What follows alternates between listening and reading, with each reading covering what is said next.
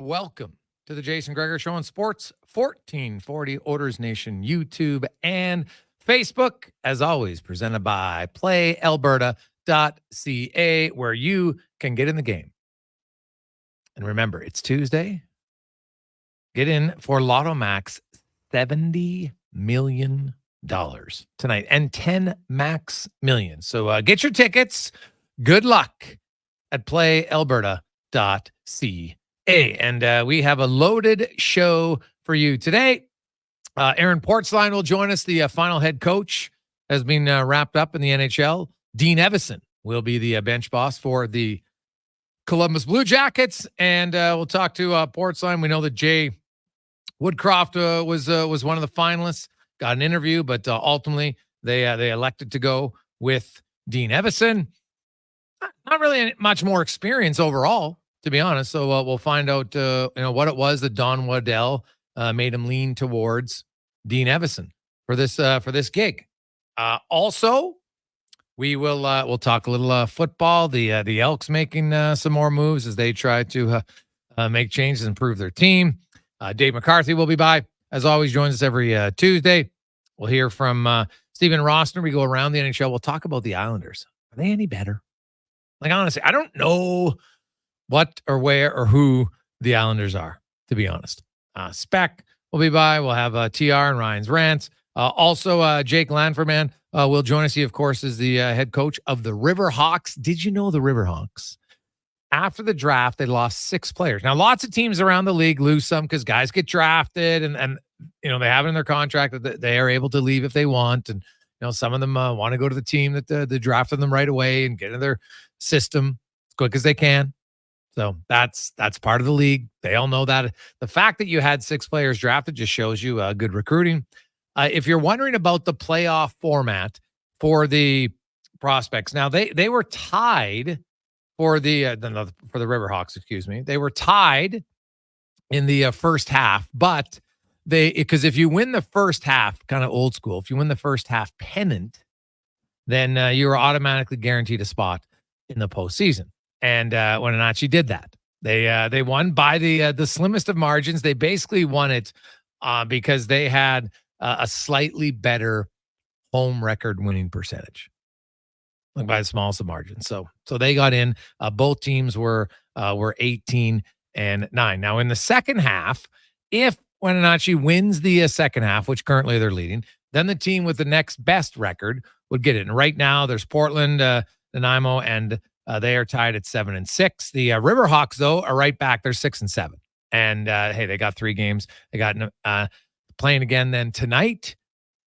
And then they got Wenatchee this weekend, which is huge. And then they go out on a 9-game road trip. But there's 4 teams that make the playoffs. And so in the North. And so how it works is the who's ever in the winner of the first half automatically gets in. The winner of the second half automatically gets in. If it's Wenatchee, then it's whoever's second. And then the teams, then you go to overall record. And the other teams there who maybe didn't win the first or the second half with the best overall record, they get in. Well, guess what?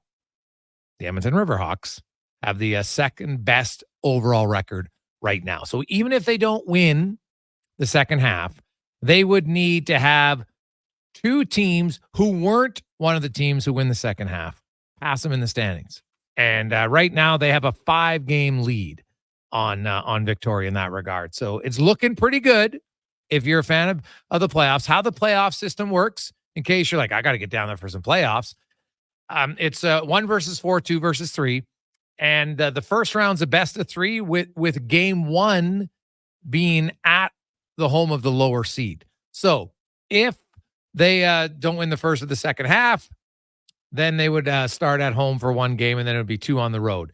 And then after that, it's kind of a weird playoff format in the sense that after that, it becomes single game elimination into the semifinal and the finals, just so they can have, guys get back to school and everything. So that's how it rolls. So in case you're wondering, they're looking like there's a pretty good chance there'll be at least 1 and hopefully more playoff games for the Edmonton Riverhawks. And if you want to, you can go down tonight as they are taking on Namao again tonight and tomorrow. First pitch goes at 7:05. Then you got Wenatchee 7:05 Friday and Saturday, and a matinee game on Sunday. You could do the double dip if you want. You could go to the Riverhawks game at 105 and then literally just drive across, 10 minutes away?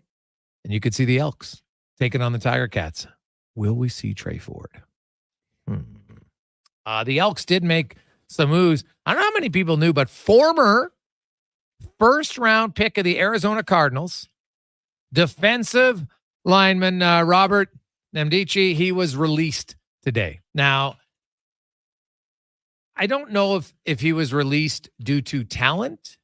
I think it was released more due to attitude and disruption, from my understanding. Good player, not necessarily the best individual teammate right now. And so he'll be a guy that I'm interested to see does another team pick up. So watch for that. They also released Kyle Cass, and they signed Josh Haggerty and a D lineman and DeMarcus Christmas. Oh, man, they could use a present, couldn't they? Maybe Christmas will bring them a present of some consistent pressure from the D-line. You can get involved as always, 833-401-1440, 833-401-1440. The off season, you have some time to do research and look up different things. And so I was researching, doing some stats and milestones and stuff for an article that's coming out tomorrow. And as I was coming across it, I found a fun little stat that I was quite surprised by. And I'm sure some of you have maybe read the answer or not, but keep in mind, this stat has really only been around in the salary cap era. They started keeping track of block shots in 2005, 2006. So it's really not that long ago, less than 20 years. Anyway, there's 2 forwards who have blocked 1,000 shots in their career since they started keeping track of this stat. Any guesses, Declan Kruger, on which forward currently is the NHL's record holder for most block shots? Remember, it didn't start till 2005, 2006. That's a hell of a question. Is he active? Not anymore. I don't know why this name came to mind. Maybe it's just because he was such a grinder and such a fighter, but is George Peros? George Peros. No, it's not Big George. It's actually, I don't think most people, if you would have said, guess the name, because I'll be honest, when I thought the name, I'm like, am I looking this up? I double checked it to make sure. Joe Pavelski is the all-time leader in block shots amongst NHL forwards. Ryan Getzlaf is next. Now, Pavelski, in every full NHL season that he played, and I'm not including the shortened ones, he blocked at least 50 shots every year. So, you know what? It's funny. Like, now, obviously, he played a long time, so that'll help him in his cause. No question. Now, defensively, there's 91 defenders who have blocked more shots than Pavelski in that time, right? There is actually currently 4 who have 2,000 block shots. Chris Russell was the first one to get to 2,000. Remember, the Oilers made him that belt buckle for the block shots, because like Chris Russell, he owns the record for most block shots in a season. He most block shots in a game, 15, when he's a member of the Calgary Flames. Like, that guy was an elite shot blocker. Now, Giordano and Marc-Edouard Vlasic have the most block shots now at 21,064 for Giordano and 21,044 for Vlasic. But they played a lot. They had a lot longer career than Chris Russell. Duncan Keith, in case you're wondering, he's the other D-man with 2,000 block shots. Now, there's a few guys that are going to join that club this year. It's a unique club. You know what? Blocking that many shots, I think in some sets, like Russell, he was elite at it. He was very good, and he was fearless as you know what. That guy blocks shots with his chest, with his face. You saw it all the time. And his teammates respected it, because guys are shooting bullets now. It's, you know what? You got the composite stick. You can really rip it. So we'll have a fun little obscure trivia question every few days here for the rest of the summer. I like looking up odd stats, and we'll see. Now, some of them, I like to make it so you can't just Google it, because that's kind of boring. You got to go old school, where you sit down. I don't know, maybe the younger generation's never done this, but you used to sit around sometimes, your buddy, someone asked, and you guys would rack your brain, right? Like, we used to play, hey, can you name the 5 guys who have scored 50 goals and 200 penalty minutes in the same season. Right? So there's not many. Obviously, there's only 4. So I won't give you the answer. I'm sure some of you already know it. But stuff that's difficult. Nowadays with Google, sure, you can look up anything if you like. So, but that's cheating. It's not racking your brain, racking your memory. So I wonder if, we should have like an old school trivia night sometime. Get down, maybe, host it at OTR. Just have some fun, have some drinks and wings, and see who's got the best knowledge. You got to put your phone away, and then we'll see. How is your memory? Because anybody can Google. That's not hard to Google. It's hard to remember. So there we go. 833-401-1440 in our inbox. Hey guys, is Jerome McGinley one of the 4 players? No, Jerome McGinley is not one of the 4 who had 50 goals and 200 PIMs in the same season. Jerome did score 50 goals once, and the year he scored 50 goals, he had 77 PIMs. McGinley actually never had 100 PIMs in his career. Now, right, he was not fighting from when he came in the late 90s. Compared to what it was in the 80s and early 90s. And McGinley was, he had some memorable fights, no doubt. Obviously, I think in the Stanley Cup final, him and Vinny LeCavalier, that's probably one of the best ones. Hey, Greg's Rick Tocchet. No, Rick Tocchet. He's one that's uber close. He had 48 Genos and 252 PIMs one year. And I think that year he had I think he had 100 points when he scored the 48 goals. I'm pretty sure he did. Rick Tocchet was tough and he was skilled. That's a power forward. 48 goals, 109 points, 252 PIMs. Tocchet had, I think he had 200 PIMs 6 or 7 times in his career. Maybe actually, no, maybe not that many. Maybe 4, but at least over 160, 80 multiple times. He was physical and he was skilled. He scored 40 goals 3-4 times, 30 goals another few times. Pretty impressive. So I'll see if you can guess any of the answers. We'll give them to you. That's a great trivia question. Griggs, you mind if I take another shot at this one? I got 2 names in mind. I know I'm not in the good graces with the George Peros guy. Yeah. That was terrible, actually. He was one of my favorite players. I thought, yeah. I didn't know he only played under 500 career games. Anyway, the 2 names that come to mind, one of them, Danny Heatley. Never 200 PIMs, but 50 goals twice. The other name was Keith Tkachuk. Keith Tkachuk is a correct answer. Okay, there we go. Yes. Back in the good books. Yeah, so there you go. Yeah, no, Danny, I'd like to know if Danny Heatley ever even had 60 PIMs, right? Keith Tkachuk had, now he scored 50 twice for sure.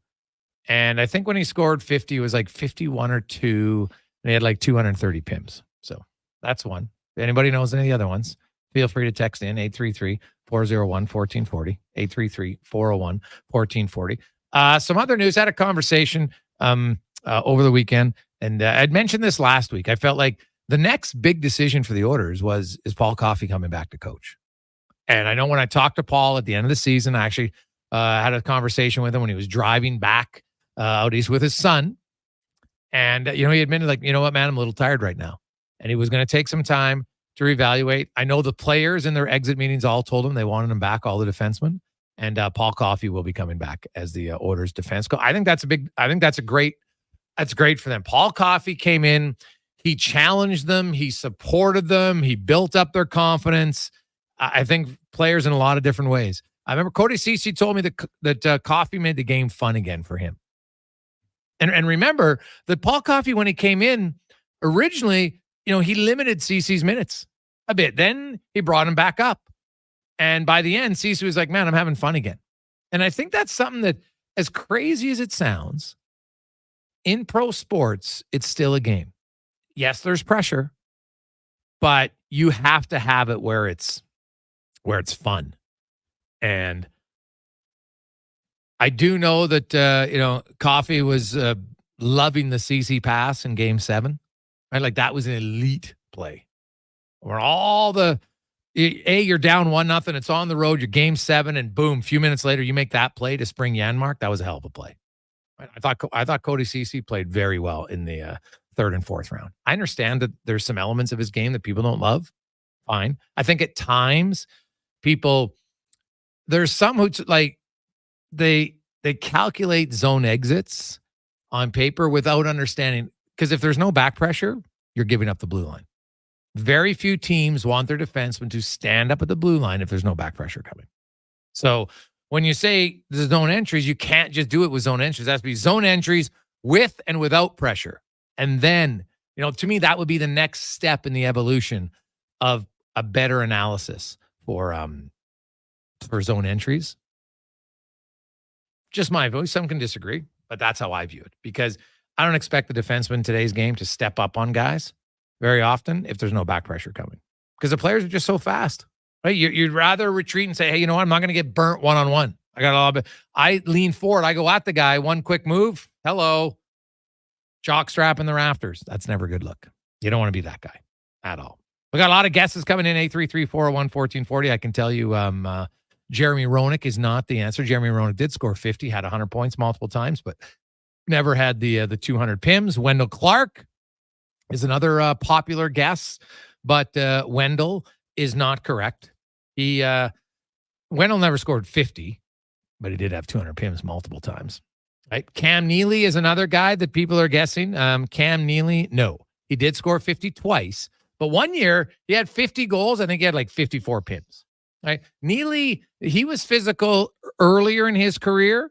He actually scored 53 times. I just looked it up. He had 55, 51, and then he scored 50 in 49 games in 1993-94. You know what? It's really too bad of the knee injuries and everything for Neely, but man, he was a heck of a player. And God, do the Vancouver Canucks regret that trade? Yowza. Remember they traded him for Barry Peterson? 9th overall pick by the Canucks in 1983. He had 21 goals and he only had, he had 14 goals and 34 points in his third season in the NHL. And that summer, they're like, you know what? We don't think he's ready. We don't think he's going to be this guy. So they traded him. And Barry Peterson had some big numbers, but he did nothing when he got to Vancouver compared to what he did those years in Boston. Not all. Quick break. I'll give you the answer. When we come back, I'll give you a few more minutes. But Cam Neely, good guess by many of you. Incorrect. 833-401-1440. Who are the other three players alongside Keith Tkachuk who had 50 goals and 200 PIMs in the same season? We'll return on the Gregor Show, presented by PlayAlberta.ca. That was my bad. Sorry.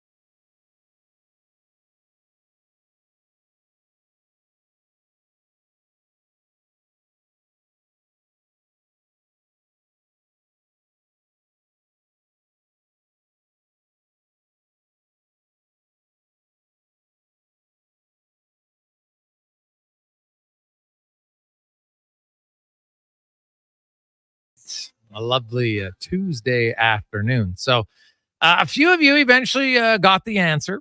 The 4 players in the 50 goals, 200 penalty minute club. Of course, you had Keith Tkachuk had 52 goals, 228 PIMs in 1997. You had Gary Roberts with 53 goals, 207 PIMs in 1992. Brendan Shanahan had 52 goals, 211 PIMs in 1994. And the guy who had the most goals and the most PIMs, Kevin Stevens, 54 goals, 254 PIMs, and a Stanley Cup in 1992 with the Pittsburgh Penguins. I remember looking up because the best season as far as, penalty minutes to goals, Al Secord had 303 PIMs and 44 goals in 1982 with the Chicago Blackhawks. Like Al Secord is he scored 50 goals in another season. I think he had 50 and 180 PIMs one year. It was actually 54 goals and 180 PIMs. So there's actually only 9 players, and not even 9, but 9 times a player's had 200 PIMs and scored even 44 goals.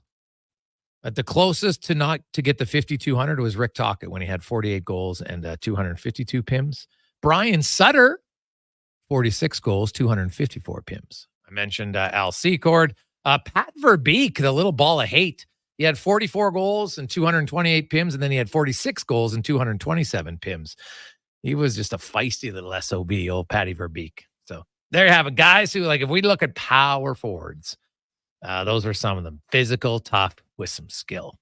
It's a real rare combination. I know many are wondering, what about Mark Messier? What's funny about Messier is he didn't fight a ton. His most penalty minutes, he did have 165 when he had 37 goals and 84 with the Edmonton Oilers. And I think his next highest, I'm looking it up, he had 130 PIMs one year. So he get 100 PIMs. And he did only score 50 one time in his career, scored 40 a lot, but had 50 and 119. So there you go. Now, let's go around the NHL, brought to you by McDonald's. And right now, hey, cold or hot? Cold? Guess what? You can get a coffee. They've lowered the prices. Start at $1 for a coffee right now at McDonald's. And if you're super hot, get an ice cream cone for $1 at all participating local area McDonald's. As we welcome back to the program, beat reporter, writes for The Athletic, or the Columbus Blue Jackets, Aaron Portzline joins us. Porty, welcome back to the show, my man. How you doing?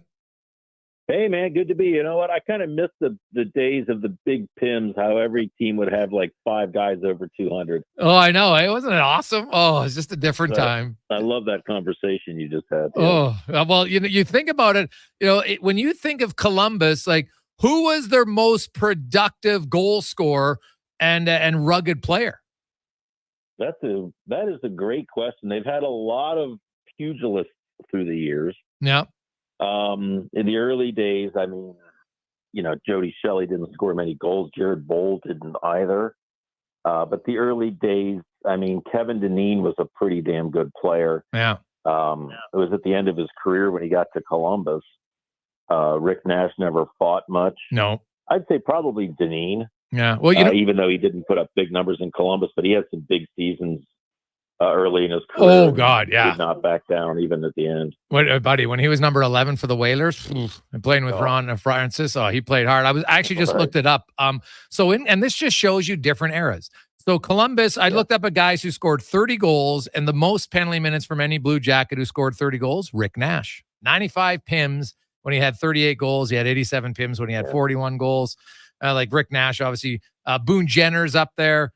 Nick Foligno, Jeff Sanderson, but he only had 46 PIMs. So, yeah, it was just a different time. There's not a lot of physical power forwards. There aren't as many 10-minute misconducts now either. Some guys used to get a little extra, it's late in the game. Let's get a PIM here. So it'd take a misconduct to help it out. The Blue Jackets, they hired a fiery coach in Dean Evison, man. I still, somebody actually, one of the Columbus Blue Jackets fans, when I'd mentioned Evison, they tweeted at me about the exchange that him and Rick Bowness had last year in season. Oh, they're just going at it, right? And Evanson's like, oh, yeah, let's go right now. It was so funny. Like, Evanson's a firecracker. And I don't know, Aaron, if it was you or who, I couldn't see who asked the question just about, who do they play right away, his former team? And he's like, yeah, don't give me any BS. Of course it matters. They fired me. Yeah, right. Right. And you know what? That is, all of that stuff is part of why, of course, he can coach. But that's all part of the makeup that intrigued them so greatly to make him a finalist and then ultimately to hire him. Yeah. They feel like they need that in the room. Like, and you know what? The players have made it clear. I think people think of today's players as not wanting real accountability, not wanting to really be pushed or not wanting to face challenges, difficulty, coaches that make it hard on them sometimes. This dressing room has made it clear to Don Waddell that they want more of that. The veteran players do, both for themselves, but also for the young players. They feel like it's been missing. This is the team. There's still a lot of guys in the room that played under John Tortorella. And despite what a lot of people think about players who played under Tortorella, there are guys who miss that sort of edge that was present at every practice and in every game. The standards that are drawn, it doesn't matter who doesn't meet them. There are consequences for that. It's not just the young guys, it's everybody. I think they also want a situation where the veteran players are more allowed to run the room than they have been the last few years. And I think Evason comes from that sort of makeup as well. So his hiring makes, I think, a lot of sense. And a lot of people think it might just be the fit that they need. So we know that McClellan was around and, there was some sort of contract snafu with the Kings or what have you. Jay Woodcroft was one of the other finalists. And so they go with Evason just because he's a little bit more fiery of a guy than Woodcroft, because they kind of have similar experience as far as NHL coaches go. Yeah. And you know what? I think Evason's a bit older and has been a head coach in more different places longer. About the same NHL experience for sure. But I do think there is a presence about Evason that they felt, again, that the room needed. I think it's accurate to say that McClellan was probably the first guy on their list. He didn't get to the final stage because it was pretty clear. And I don't think it was just the numbers. In fact, I know it was not just the money that kept McClellan out of this. I've heard from several people in the coaching fraternity that July 23rd, this may sound crazy to people on the outside, but this is getting pretty late to bring the coach in. Yeah. And to settle your family in that new town, to settle a new assistant coach. I mean, people have kids. Schools in the U.S., a lot of them start in 2 weeks, 3 weeks. Yeah. So, usually around development camp time, these head coaches, we're talking early July, right after the draft, these teams are meeting as a coaching staff to sort of hold a symposium to get everything in place as to how they're going to do things this year. And, so they're behind here. And I think that had as much to do with other things, with some veteran coaches deciding maybe this wasn't the right opportunity for them. And they're never going to express why it wasn't Jay Woodcroft and it was Dean Evason. But I think it was more that they really liked Evason, not that they didn't like something with Woodcroft. I know they were impressed with Woodcroft as well. No, and that makes sense. That's a really good way to put it, because it's not that you don't like someone. It's just, we really like this guy. Like, when you go to job interviews, sometimes there's 3 or 4 really good candidates, and it's not that you dislike one. It's just there's something about the one that you really like. You mentioned how the veteran players are going to have more of a say in the room. Why wasn't that the case recently? It's a very good question. I think, it can be, rebuilding is difficult. It's hard. And you bring a ton of kids into the dressing room, and there are different theories with how this needs to be done, how they need to be brought along. I think back to a time 2 years ago when the Blue Jackets, I don't even remember who they were playing, but they got absolutely destroyed. And after the game, Goodbranson said, this has been brewing for a little while. We haven't practiced particularly well lately. I took it as a nothing comment. Yeah, okay. They had an off day the next day. They played the day after a morning skate, and Goodbranson brought everybody together media-wise and said, I want to apologize. And I'm thinking, what are you apologizing for? He said, my comment the other day was not a reflection on the coaching staff. It was me making a comment about the players. It was pretty obvious that somebody on the coaching staff had come down hard on him for suggesting what he thought was some sort of a crack at the coaches. And that sort of stuff just sends a chill through the room where guys just stop talking. Yeah. And stop weighing in on things if they don't feel they have the license to be the leaders that they can be. And I feel like a lot of that went on behind the scenes. Very few of it trickles out sometimes, but that's the kind of stuff that, they have leaders in that room. They're a very young team, but Branson, Jenner, Corrali, Werenski, now Monahan, Jack Johnson joined the group. There's some leaders in that room that have been around and have seen enough stuff to be able to shepherd the young players, and it's time they do that. Yeah. Aaron Portzline joins us from Columbus, where Dean Evason is announced as the new head coach for the Blue Jackets. Jay Woodcroft was one of the finalists, but did not get the job. Now you look at the Blue Jackets, and, last year at this time, Aaron, there's the Mike Babcock situation, and then they just go with their assistant coach. And some people said, well, he was kind of similar anyway. And then they fire the GM. Like, there was a lot of things going on last year in Columbus, and, it didn't go well. Patrick Laine right now is still in the NHLPA support program. Where do you have a latest on? Is there any expectation? Do they expect him to be cleared of that by the end of the summer? Is there anything new on that front? Well, it's all part of the phrase I come back to: rarely good, never boring. Jason, the Blue Jackets are never boring. It is a holding pattern right now for Patrick Laine. They're waiting for him to be cleared of the program. Don Waddell said, I think it was in June, that it's any day now he's going to be cleared. Okay. And till they wait. As of earlier today, he was not cleared. And I don't know if that is the program evaluating him and saying he's not ready to be cleared yet, or the programming not working at full efficiency in the off season. But he's not going to be able to trade him, he doesn't think, until he's cleared, because these teams who are interested or at least intrigued in bringing him on, they want to talk to him first, see where his head and his heart is. He played 18 games last year. I think those are two fair questions. They want to know what they're acquiring, especially for a player with an $8.7 million tag. Yeah, I just don't see how a trade would happen now. He's got to come back and show that he's ready and good to go. And, he'll have some extra motivation. Of course, there's the Four Nations Cup, and, Team Finland's going to be in it. So maybe that's the motivation. If he's ready to go, and let's hope he is, and he's back in Columbus, where do you see the best fit with him and line mates? Well, that's when you wonder if it gets messy, frankly. Like, how badly does he feel? And does he feel that part of where he needs to get away from the ice is moving on from Columbus? If that's the case, then maybe he's not seen in a Blue Jackets sweater again. I think they're going to do everything they can. Don Waddell says that he still gets check-ins from teams teams that are curious about where this stands.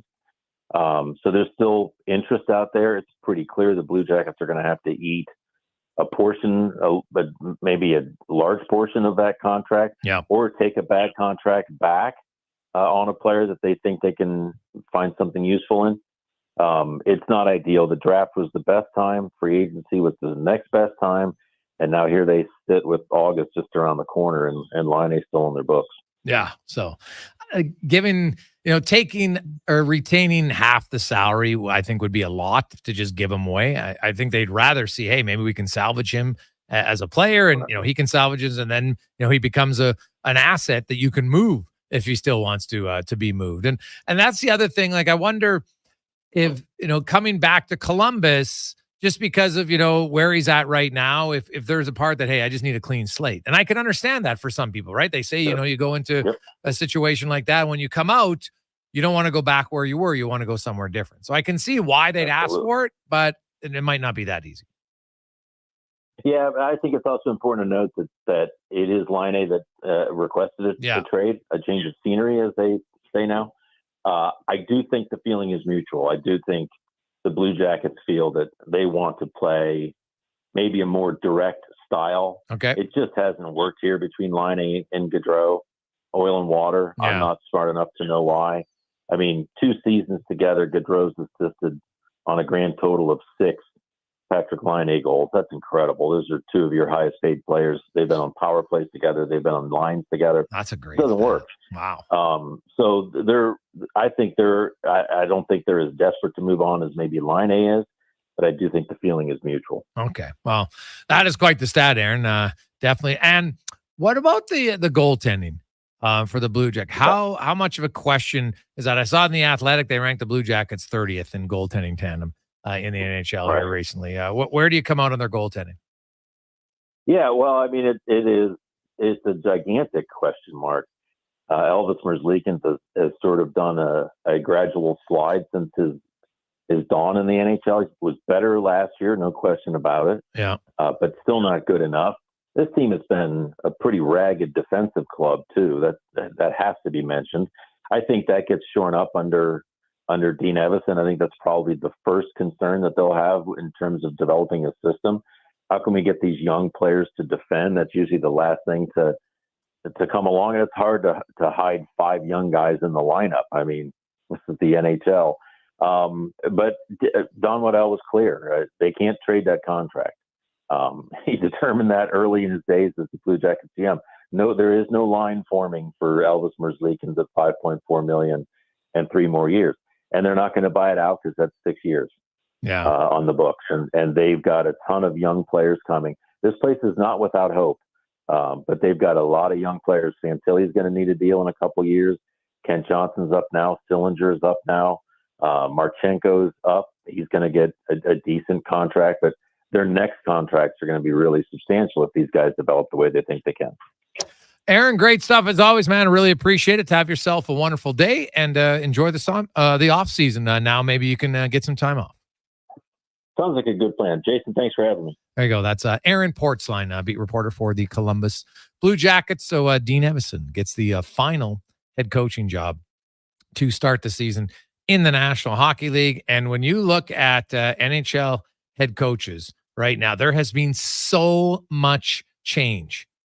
Reason, like you look at just now, John Cooper, Mike Sullivan, although some people are wondering, what's going to happen there in Pittsburgh. The only coaches who have been on the job for 2 full seasons, Cooper, Sullivan, Bednar, Rod Brindamore, and Marty St. Louis.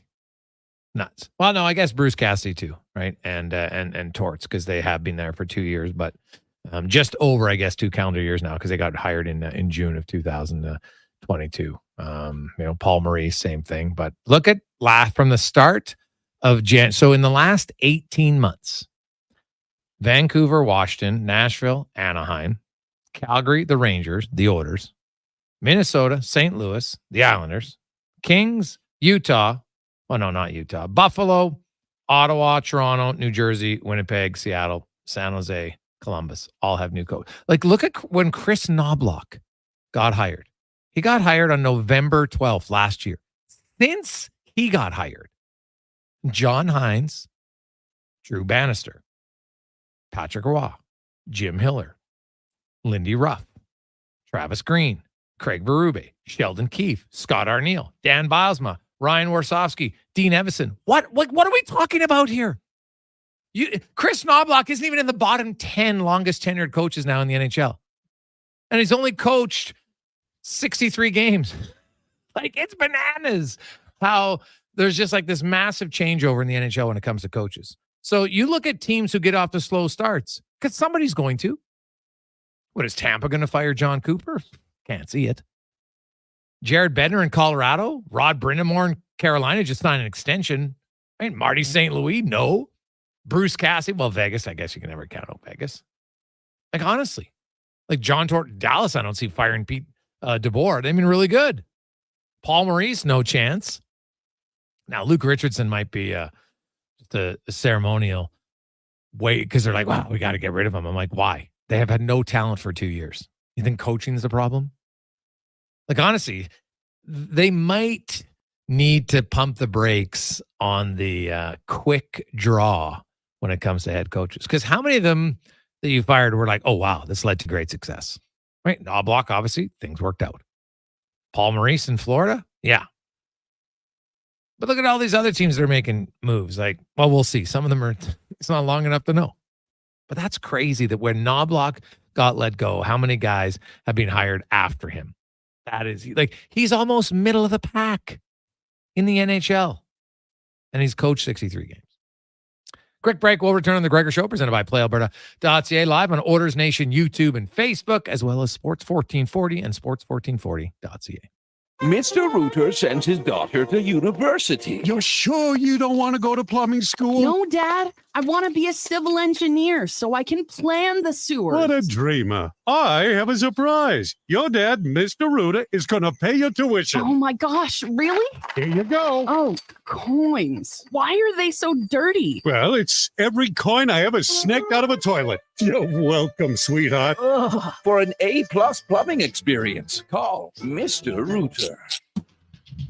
Hey, it's Brad McCory here from St. Albert Dodge. I'm here to say you do not want to miss our final clear out of classic Ram 1500 trucks. It really is your last chance to drive a brand new Ram truck off the lot with 25% off. When these are gone, they're gone. Or how about a Jeep Wrangler with up to $7,500 in savings and 0% financing on every model? Come see how we earn our industry-leading 4.6 Google review rating.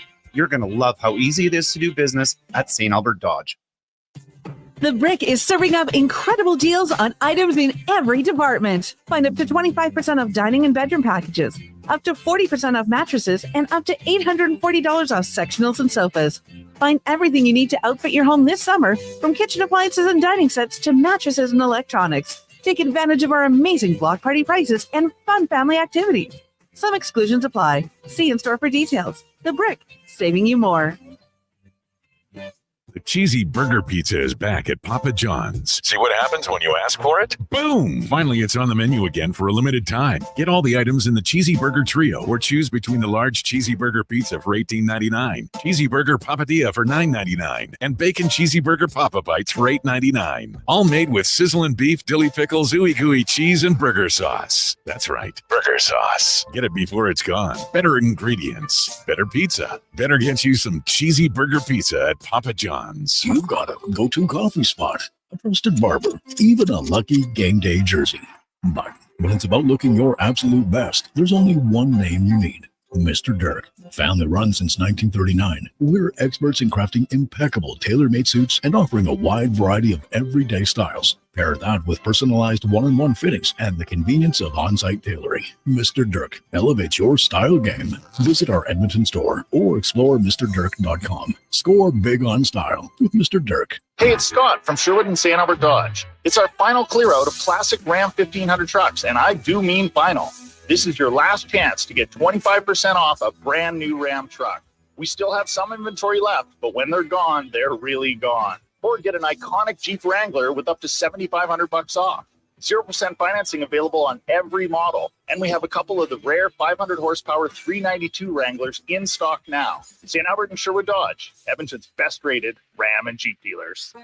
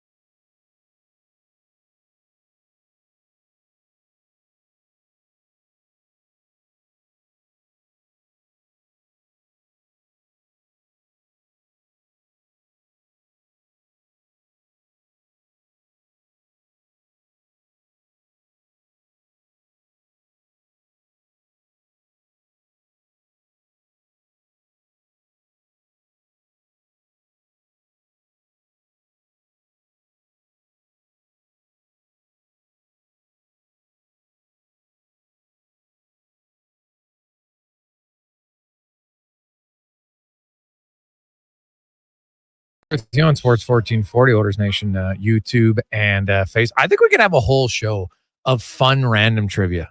I think we might do that. We'll come up with some decades of it. We'll think of some really good football, basketball, like unique one, not obscure, like 50 goals and 200 PIMs. That's a hell of a stat. Like you got to be a really good player to score 50 goals and then tough player to get 200 PIMs. Kachuk, Shanahan, Roberts, Kevin Stevens. Pretty good players. So, well, look, there's, we started off with the obscure one. Joe Pavelski has the most block shots of a forward all time. Now, keep in mind, the stat only started in 2005, 2006, but still, I'm not sure. Well, I know me. When I saw that name, I had to double check it. I'm like, what? So, yeah, so we'll have a little fun. Plus, you can always remember things. And then, you know what? You go old school at the party and just be like, hey, ask some trivia. And some of them that aren't that easy to look up makes it a little bit more fun. So there you have it. Let's get to our baseball report brought to you by Legacy Heating and Cooling, home of the no payments, no interest for 1 year on your AC unit. Stay cool all summer long at legacyheating.ca. Head coach of the Riverhawks, Jake Lanferman, joins us once again. Jake, welcome back to the show, man. How you doing? I'm doing good. Thanks for having me on. Well, hey, Jake, you really put your coaching hat on here ever since the MLB draft. You lose 6 players, 5 of them drafted, 1 signed as a free agent, which is great for them, but a little tough here. You're kind of wheeling and dealing and moving things around pretty quickly, I would think. Yeah, it looks really good on the organization having these guys go play some professional baseball. So no, we're ecstatic for those guys. 3 of them were former players that played 2 years ago with us when I was the hitting coach, and we lost 3 this year. So 1 free agent signing, and then Vicardi Domingo and Gavin Smith. So yeah, some holes to fill, but we've been doing a good job with it.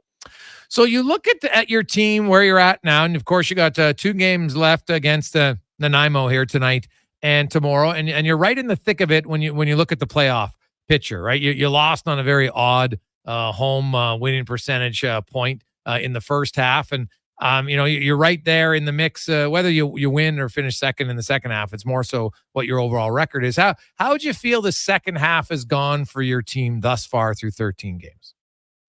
Yeah, I think this isn't a situation where it's a dog days this summer. So these guys are working pretty hard. 54 games in just over 2 months is a lot. So trying to not get in any funks where we're playing baseball any differently than we did the front half. So I think that we've been doing a good job lately of getting back to our game. And there's been a lot of stuff going on this week with obviously the air quality, and the Drifters barely got in a couple of nights back, and we ended up playing at 9:30 start. And it's been a lot on these guys and the away teams too. So yeah, I think we're doing a great job of playing our game and just trying to get enough wins. So yeah, that's the main goal. It's been the main goal for us since the start of the year. So we want to keep it consistent and get in with that overall record at the end of the summer. You had a very good first half, and now it's 6 and 7. The fatigue is the biggest one. Pitching is that where you notice the fatigue more? I obviously it is. I kind of based most of the recruiting around that. So we're not necessarily even in trouble with arms. I think just losing a couple key components of our position guys is kind of probably the biggest thing right now.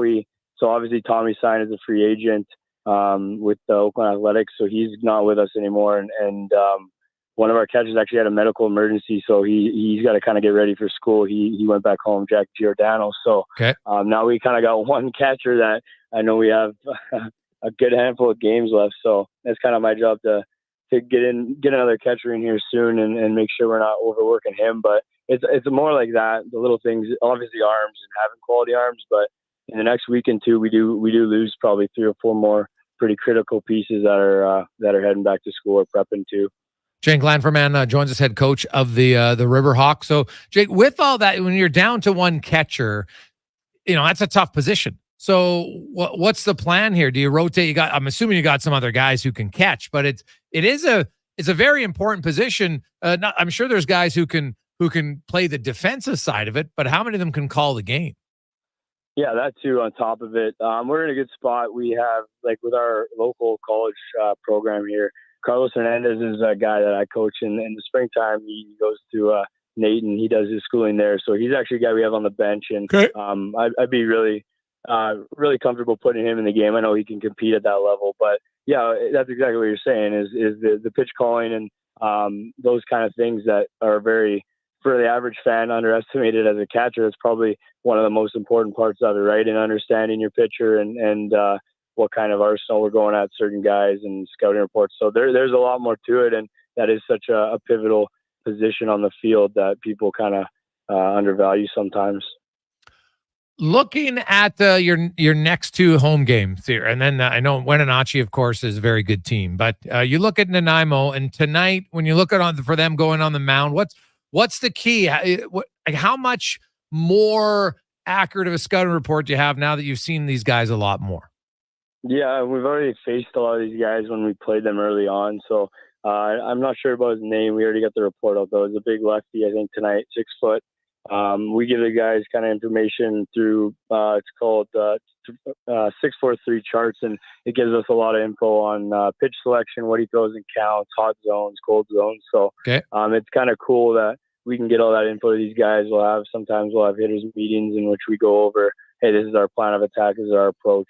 But at this point in the year, I think as a team, we're swinging it extremely well. We have been since day one. I think we're up there with 16 teams in batting average. So it's just kind of, in the last couple of nights, it's playing the game right to the little things. I think sack bunts and stuff, you don't really understand that could win and lose you a game, or dirt ball reads or pass balls. But I think those are the things you take care of those as well as you can throughout the whole summer. And then that's when we put ourselves in a good spot to win games.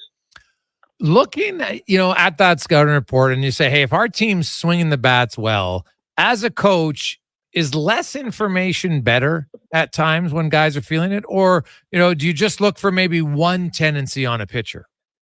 No, you kind of hit the nail on the head there. If a guy's ripping the cover off the ball, we're probably not going to talk to him too much about it. It's exact opposite. When a guy's struggling and, hey, I need to work in the cage, or we got to do some early work or extra work to get that mindset and that approach back to where we need it to be. But I think our depth in our lineup 1 through 9 allows there not to be too much pressure on any guy in any spot. And I mean, we saw last night it just worked out in a situation where Sam Kane, who was WCL hitter of the week last week, got in a great spot in the bottom of the ninth with a runner on second and third, and he ended up walking him off. So we got a lot of trust in all our guys, and we just love to see them. They help each other out so much too, right? There's so much knowledge on that bench, and our hitting coach is great. Tanner Kerber does a lot with them, but it's collectively as a whole. We've kind of seen this summer when we see arms with a little less velocity, that's kind of when we struggle a little bit more. Being patient and letting it come to these guys instead of, we handle probably 89 to 92, 93 extremely well. And then we get the soft lefties who are 80 to 84 is when we kind of find a way to get ourselves out. So now, is that because you just have a lot of aggressive hitters, or are you just better fastball hitters? Yeah, I feel like when it's just a shift in approach when you have a softer guy, and we're geared up always to hit high velo, but when he's just thumbing in curveballs or change ups and he throws 82 to 84, I feel like you really have to try and see the ball deep and work an away approach. And then sometimes I think not necessarily that our approach is bad with it, but we play at a difficult park if you get up in a ball and it's a lot of fly ball out to the pitcher's park. So it's just because it's so big, right? So it's a spot where you stick to the approach and you try and do your best, and that's what these guys do. Jake Lanferman joins us, head coach of the Riverhawks. And Jake, I know I talked to you earlier in the season just about, gaining experience as a coach, and, you're really young in the game. And what do you feel has been the thing you've learned most about yourself as a coach this year? That's a good question. I think this year has been the maturity of being a head coach last year, and kind of getting that experience this summer has helped a lot. It just helps with obviously recruiting. We talked about that. That's a major key in getting the right pieces of the puzzle. But now that we're all here, I think this guy, I just can't speak enough good things about our group. These guys, since day one, our first road trip, have this cohesion, this chemistry that a lot of groups that play for a long time don't have. So when these guys start to play for each other, makes my job extremely easy. We all love being at the field. I love interacting with all these guys, and I think just growing as a coach and understanding your players to that aspect of kind of what you said before. It's some guys need a little bit more and some guys need a little less, and going to each guy and understanding them throughout the 2-month summer and getting that gauge on, hey, how can I coach this guy the most effectively so that he's, number one, confident, but number two, setting himself up for success. Well, and one last one for you, Jake. With all of the smoke around right now, the air quality, how much of a challenge is it? Because you might not know until first pitch if the game's even going to play. Yeah, I think our organization here is we're going to make a call between 4 and 5, so that's coming up quick. But it's obviously challenging. And then, hey, if we don't play tonight, now you're trying to play two double-header 7-inning games tomorrow. And it just gets you out of your routine, right? Like, we're about to head down here in the next hour for early work, and you like when you know it's going to happen, but at the same time, we roll with the punches. There's not much you can do when something like this environmentally happens. Yeah, awesome. Well, Jake, continued success, and hope to see a playoff game down this year at Remax Field. Multiple. Yes, sir. Appreciate it. Thank you. There you go. That's Jake Lanferman, the head coach of the Riverhawks. So we'll update you once we get the update from them if tonight's game is going to be a go or not. Sometime in the next 2 hours, they'll make that call. And if not, it'll be a doubleheader tomorrow. Then Thursday is off. And according to the weather right now, we're supposed to have some rain coming in. Hopefully it cools down, and then hopefully the smoke goes away a bit. Also, we should say this for anybody of you out there who have friends in the Jasper area. Saw the fact that they've had to evacuate, and it's a place that many of us have gone to visit, to ski, to hike, to bike. It's beautiful country, and wishing all the best for everybody up in Jasper, and all those people that are going to be fighting that fire, man. Godspeed to you, and we hope that everything goes okay. Let's get to Declan Kruger and a Sports 1440 update brought to you by Albatross Roofing. Now, they are looking for experienced flat roofers and sheet metal fabricators. You must have experience with SPF-modified bitumen roofing systems. You can apply, get great top wages at roofingalbatross.ca. This is a Sports 1440 update.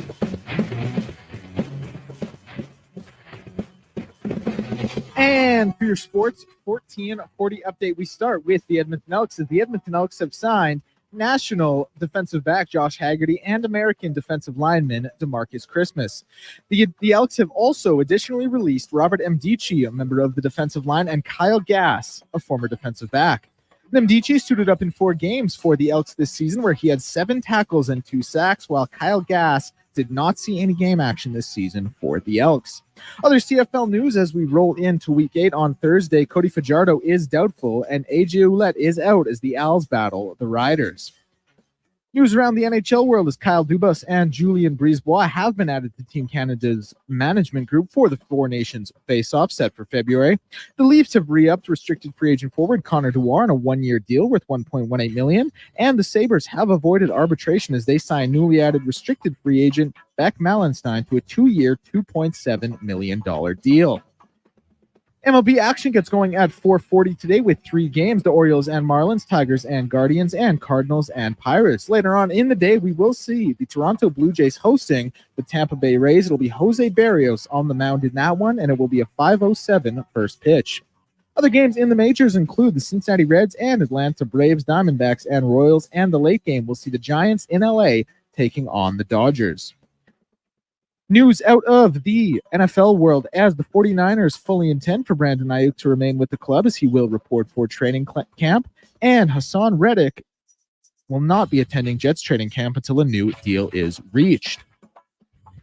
NBA news: Reggie Jackson has signed a 1-year deal with the Philadelphia 76ers, tying him to the club through the end of 24-25 season. And the Edmonton Riverhawks potentially, but as of now, in action against Nanaimo. First pitch at 7:05 for that one down at Remax Field. In hour 2 of the Jason Gregor Show, we'll be joined by our co-host Terry Ryan and SiriusXM's Dave McCarthy. I'm Declan Kruger, and this has been a Sports 1440 update.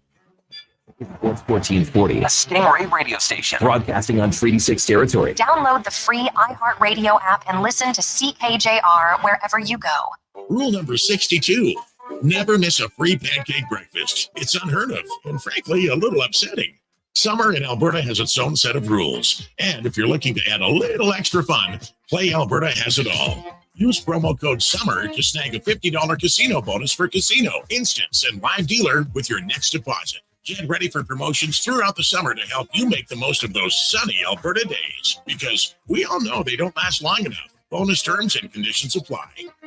Christensen Communities, the name in active adult living. Enjoy retirement living without compromise. At Christensen, we understand that each lifestyle is unique. We are committed to providing choice through optional dining, personal services, recreation programs, and care plans to suit your current and future needs. Enjoy maintenance-free living and build new friendships in a safe, independent community. Large suites with full kitchens and in-suite laundry, on-site amenities, and so much more. Find out more today about our communities across the province at cdlhomes.com. Legacy Heating and Cooling is still the #1 company for families who don't want to see dad in his underwear. Come on, we warned you about a heat wave a while ago, and lo and behold, here we are. So call Legacy now before the heat wave convinces dad to cool down in a kiddie pool in your front yard. Yeah, we've still got air conditioners in stock, and yes, you won't have payments or interest for 1 year. Keeping dad from bathing in public during a heat wave. That's how you save your legacy. Legacy Heating and Cooling. Jonathan and Murray are friends. Hey, buddy. Hey, buddy. Except when they talk about which stadium is more fun in the summer. Dude, Commonwealth has Elks fan park. Tailgating at its finest. But it can't compare to the old ballpark in the River Valley. Riverhawks games are electric. But ask them who makes the best beef jerky in Alberta, and they'll tell you. Wilhawk Beef Jerky. It's the only thing everyone can agree on. So pick some up for your summer pregame snack. Wilhawk Beef Jerky, because you don't win friends with salad. Why tee off at the Ranch Golf and Country Club? A fun, unique layout offering premier conditions. The Ranch has been ranked as one of the top public courses in Canada. Unmatched value. Score Golf Magazine rated the Ranch as the best value in Edmonton. The service, from tournaments to special events to the pro shop. Superior service that makes every visit exceptional. The Ranch Golf and Country Club, a laid-back environment where anyone can enjoy an amazing day on the fairways. For details, visit theranchgolf.com. Hey, sports fans, we've got a clear choice for you. At Crystal Glass, we provide customers with the perfect glass for any job. From home to auto and even commercial, installation or repairs, we're your team. Call 310-GLASS or visit crystalglass.ca. Crystal Glass. Employee pricing is on now at GMC. Right now, get up to $11,300 off select Sierra 1500 Denali Ultimate Crew Cab models. With employee pricing, combined with Sierra's 6.2-liter V8 gas engine, 13.4-inch diagonal premium infotainment system with available Google built-in, plus available Super Cruise hands-free driver assistance tech, there's more reasons than ever to celebrate this summer. Hit it! Oh yeah! Ask your GMC advisor for details. Diablo Boots has been open for business for 60 years, selling Canadian-made quality boots. Diablo has Canada West work, biker and cowboy boots with fixable soles and heels. So why buy boots in this area, Justin or Red Wing, that are made in China? Get your money's worth with Diablo's Canada West tough, comfortable work boots. So save on boots by Save On Foods, 3340 Gateway Boulevard on the east side of Save On Foods. And does Diablo sell the best boots in town? You betcha.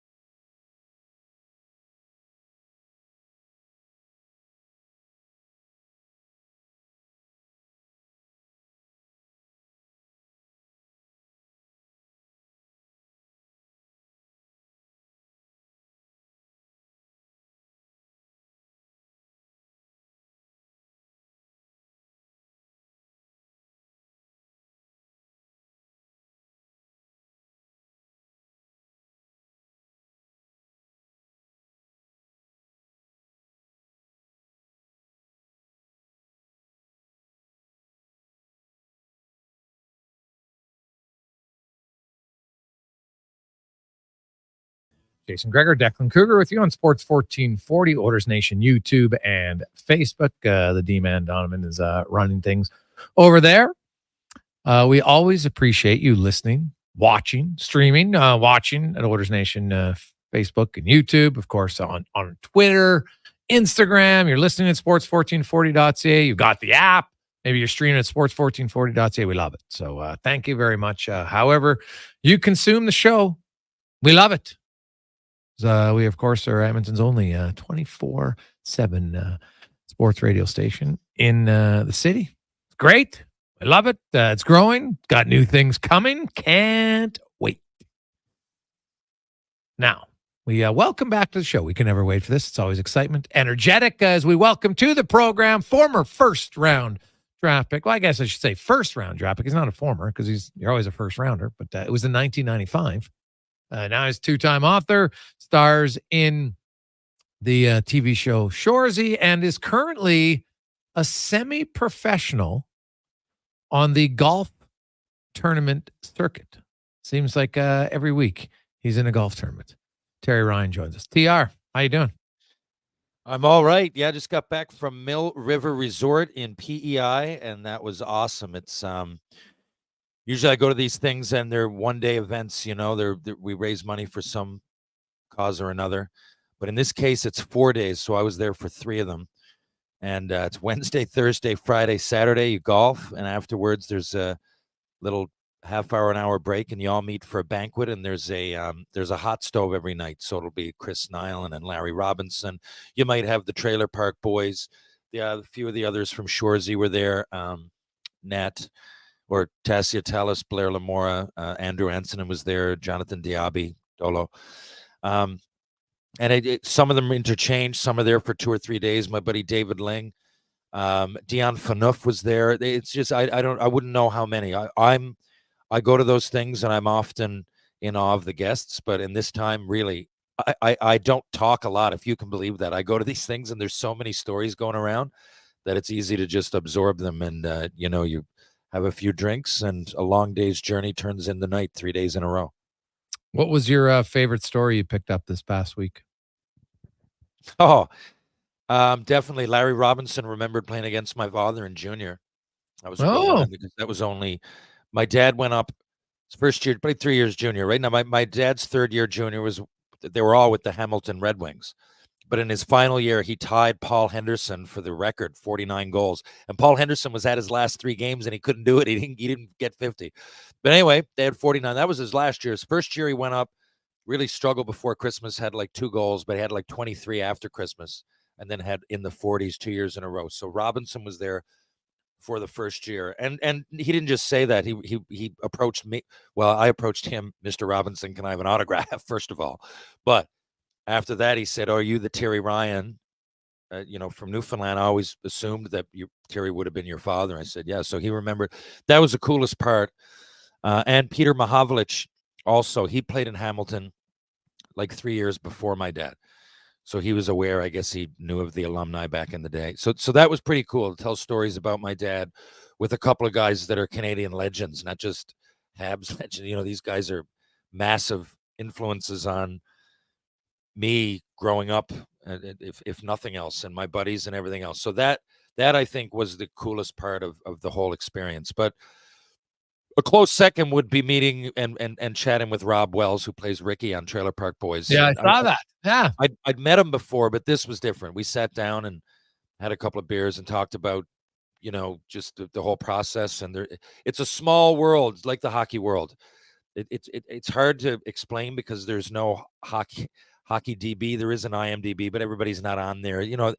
Just with crew and casting, and there are so many people that we knew that were common denominators, and that was pretty cool. Okay. Oh God, yeah. No, what's he doing now? He's doing a show called The Trades. I've only seen 2 episodes, but it's pretty good. He's not quite the same character, but there are similarities. Wow. It'd be hard to be the same. He couldn't be Ricky again, could he? No, but you'll see. I mean, it's a funny show so far. It's getting good reviews. It's hard to come to something like that after Trailer Park Boys, right? Something so not only popular but iconic. But he told me too. And Randy was there. I saw him. Randy. Yeah, and of course, no. And he always have to go with no shirt on? That's just because like the character he played. So he's always he does it there during the day. So they're going around.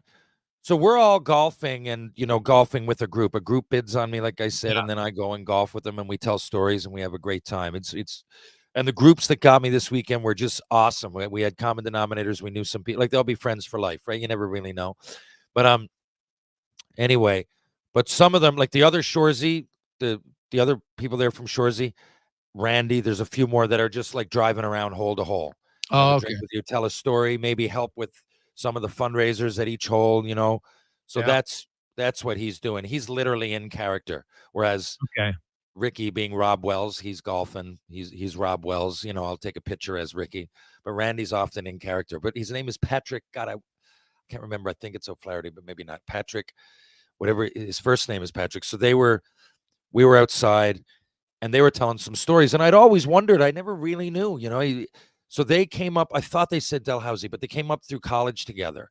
And I was in, as well as Bubbles. And Bubbles, his name is Mike Smith, but he was in a band called Sandbox. And yes. I loved Sandbox. They only had one album that I know of. Maybe they had more, but one like right in my wheelhouse when I was 16, 17, 18. They're a little tiny bit older. They're probably your age, like just 2 or 3 years.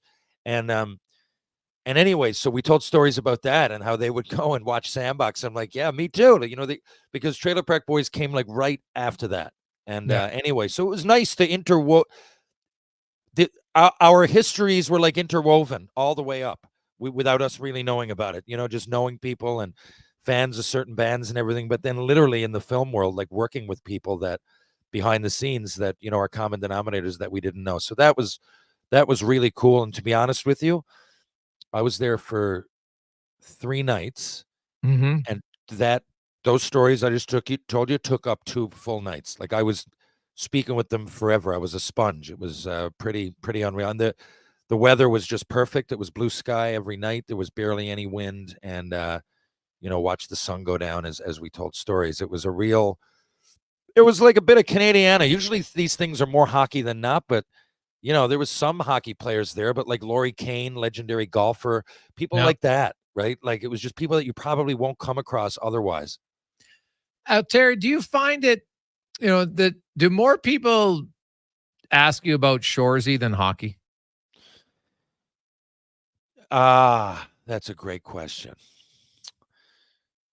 Shoresy usually that's a great question. The first question is usually Shoresy and Hitch. It's usually the recognition right off the bat is Hitch. And I'm going, hey, can I get a picture? But then the secondary question is usually about the Montreal Canadiens or whatever. Okay. Yeah. It's even same thing in airports. So, hey, Hitch, it's Hitch. But then it goes right to hockey after that. So I think the Hitch is everybody kind of identifies with, but they know that we're hockey players, so it goes right to that. And I think I can say the same for the other guys as well. They often get asked the hockey, at least as of 2 months ago, the last time I saw them. Yeah. Now, like Jordan Nolan, of course, played in the NHL, won a cup. Did any of the other guys play at any level? Yeah. So the 3 gyms, you got one of the other gyms is his brother, Brandon, who played 6 games in Carolina. Yes. Right. Okay. Had 30 goals twice in the A. I think Brandon would have played a little bit long. His concussion was ill he got timed. a real bad concussion. Really bad. But it seemed to me, you get 30 goals in the A twice. You're called up with a team that's rebuilding and you're playing.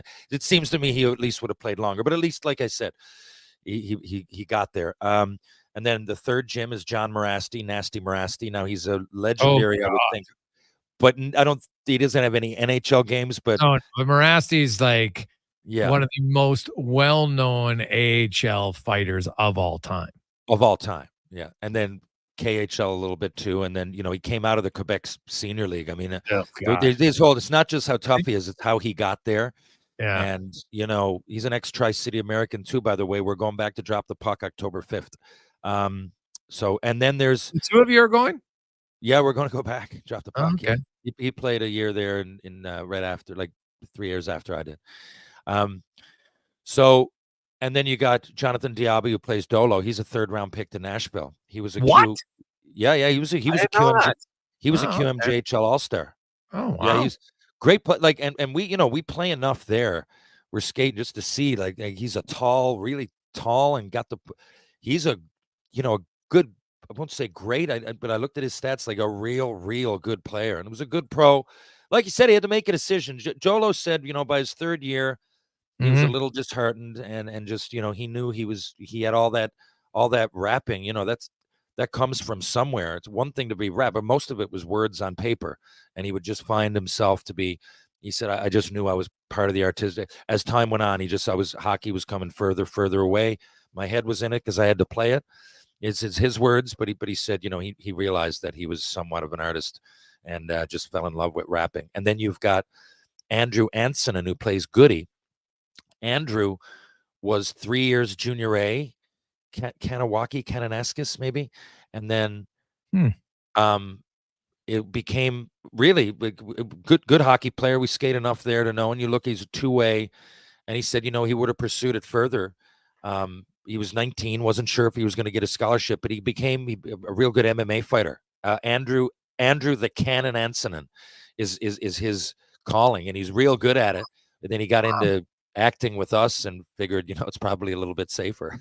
But he's a great fighter, yeah. Now, Michaels, Ryan McDonald, he didn't play goal, did he? Like anywhere? Michaels didn't play goal. He's the only thing. It's easy enough to put a goal. He a few scenes he's in there, but he plays out. Like he played midget AAA. Now I don't really know, but I think that we needed somebody to be an actor, and he's a really, really good actor. I mean, if you look at any of his other stuff, just check IMDb. And he's been in a lot of things, and here and there you might go, oh yeah, I've seen him in Murdoch Mysteries for that one episode. But he's a trained actor and a good one at that, so he saves our ass sometimes. But he can play when we go around and play these games. Like he's a midget AAA, like right winger. He's okay. And then you've got like Kiso. Kiso played in the MJHL, did he not? Kiso played in Toronto he was Stratford.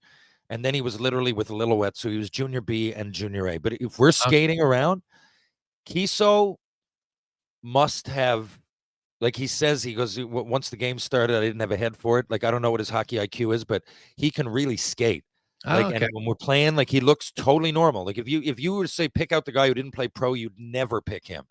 He's in good shape. He's a great skate. I think looking at it that his center of gravity, like he's really humble about it, but I would think he was a good hitter, two-way player. Everybody I talk to seems to say the same thing.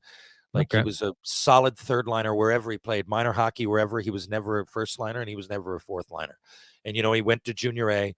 And then you get the useless, and pretty much all of them are Sudbury local guys that played at the very least junior A. Some of them are Sudbury Wolves, some of them are junior A, but they all played. Yeah. And they're all like, when we get together and hang out and play, they're pretty good. All right.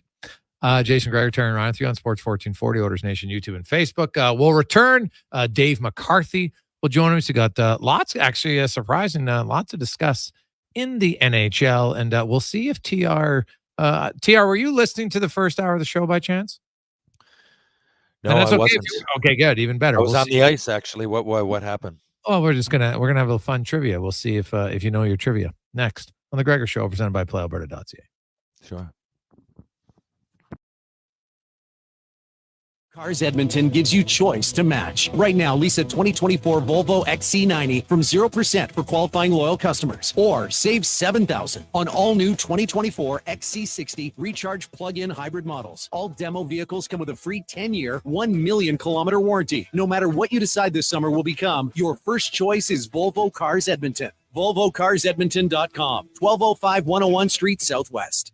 Experience more at the Edmonton Expo Center. Come for Canada's largest trade show, the biggest names in entertainment, exhilarating sporting events, and more. Stay for the experience. But it doesn't end there. Maximize your brand exposure with Edmonton Expo Center's new cutting-edge feature screens, spanning Western Canada's largest venue space. Captivate an annual audience of over 1 million visitors during iconic events like Pro Rodeo, Disney on Ice, Glow, K-Days, and so much more. To learn more, call 780-660-0514 or visit EdmontonExpoCenter.com today.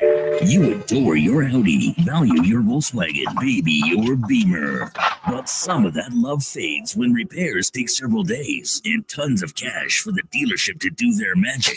Let Cochran's Automotive rekindle the flame. They'll professionally repair your import, usually in one day. Audi, BMW, Mercedes, Volkswagen, Honda, and Toyota. Cochran's Automotive will return her to mint condition. Open at 7 a.m. Let Cochran's Automotive repair your automotive air conditioning before things heat up. Cochran's Automotive, 780-452-5001. Now, all sizes of premium roast coffee at McDonald's have a new low price starting at $1 plus tax for a small. It's great if you love great tasting coffee. $1 small premium roast coffee every single day. Must be McCafe. Plus tax at participating restaurants in Canada. Excludes delivery. You don't work for GMC, but it's kind of like you do because you pay what we pay. GMC employee pricing is on now on all 2024 GMC Sierra half-tons and Hummers. Oh, but at Wolf GMC Buick, it's even better. Get GMC employee pricing on every in-stock 2024 GMC. If it's new and a 2024 and it has that beautiful GMC logo on it, then it's GMC employee priced. Pay what we pay, but only until July 25th. Get into Wolf GMC Buick now and see the over 200 GMCs in stock. Some people see their RV as a way to travel the countryside and explore the great outdoors. For others, it's more like a summer cottage. Sure, it's got wheels, but that doesn't mean that you have to roll it around all the time.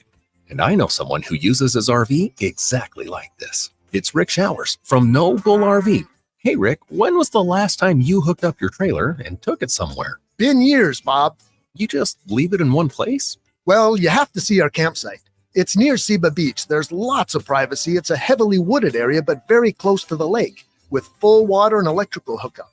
So my wife, Deanna, and I enjoy cottage life with all its beauty and all the comforts of home. And the RV you use as a cottage, did you buy it new? Bob, what are you, nuts? I can happily find you an RV as nice as mine. Got dozens of them on the lot right now. And Deanna and I are living proof that you don't have to pay new RV prices to live the dream. And that's No Bull. NoBullRV.ca.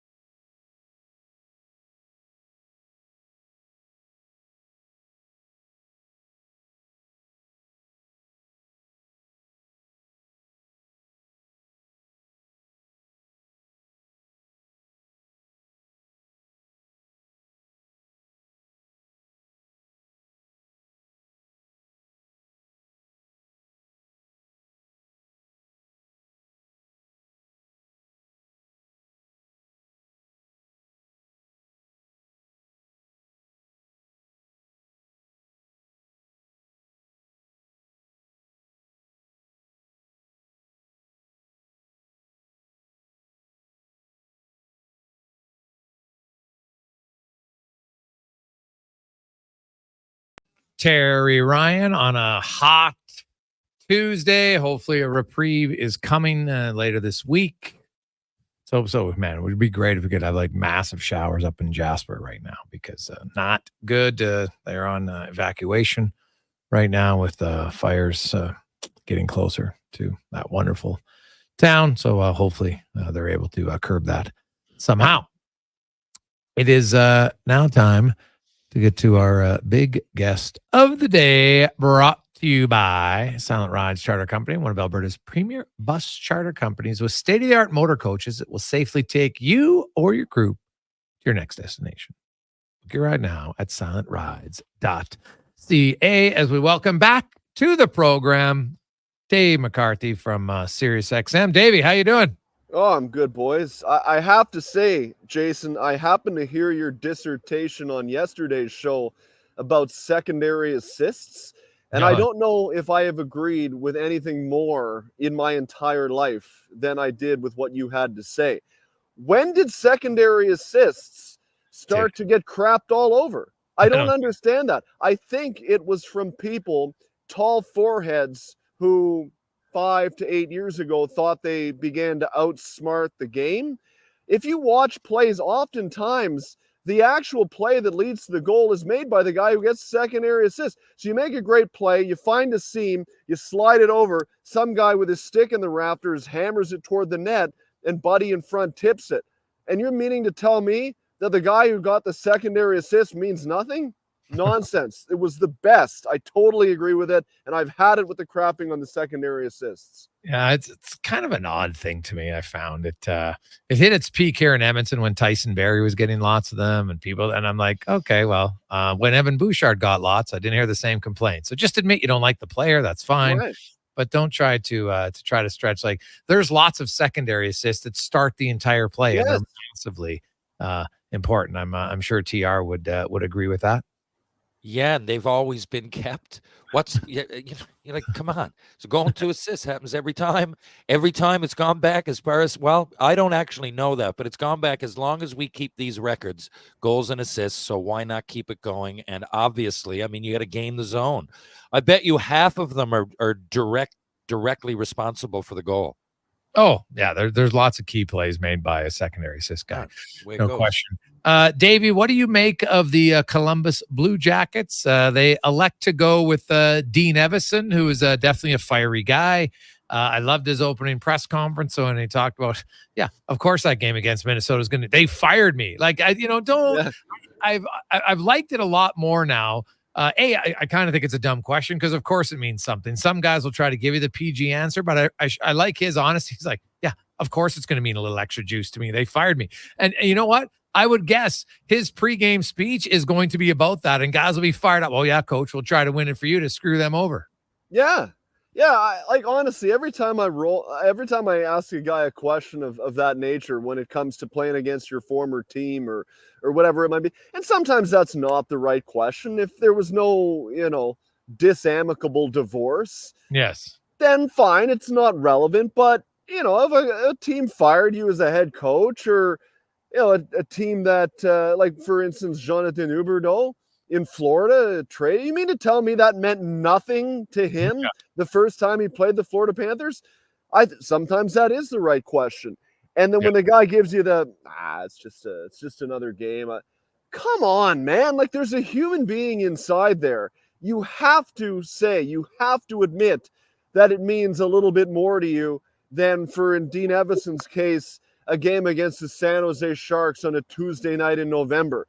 If that means the same thing to you as a game against Minnesota the first time you play them, then I don't think being a head coach in the National League is for you. So that's one of the things I love about Dean Evason. He tells you like it is, and he lays it on the line. And quite honestly, I think that'll be a good match in Columbus for the manager there now, because Don Waddell is that kind of guy as well.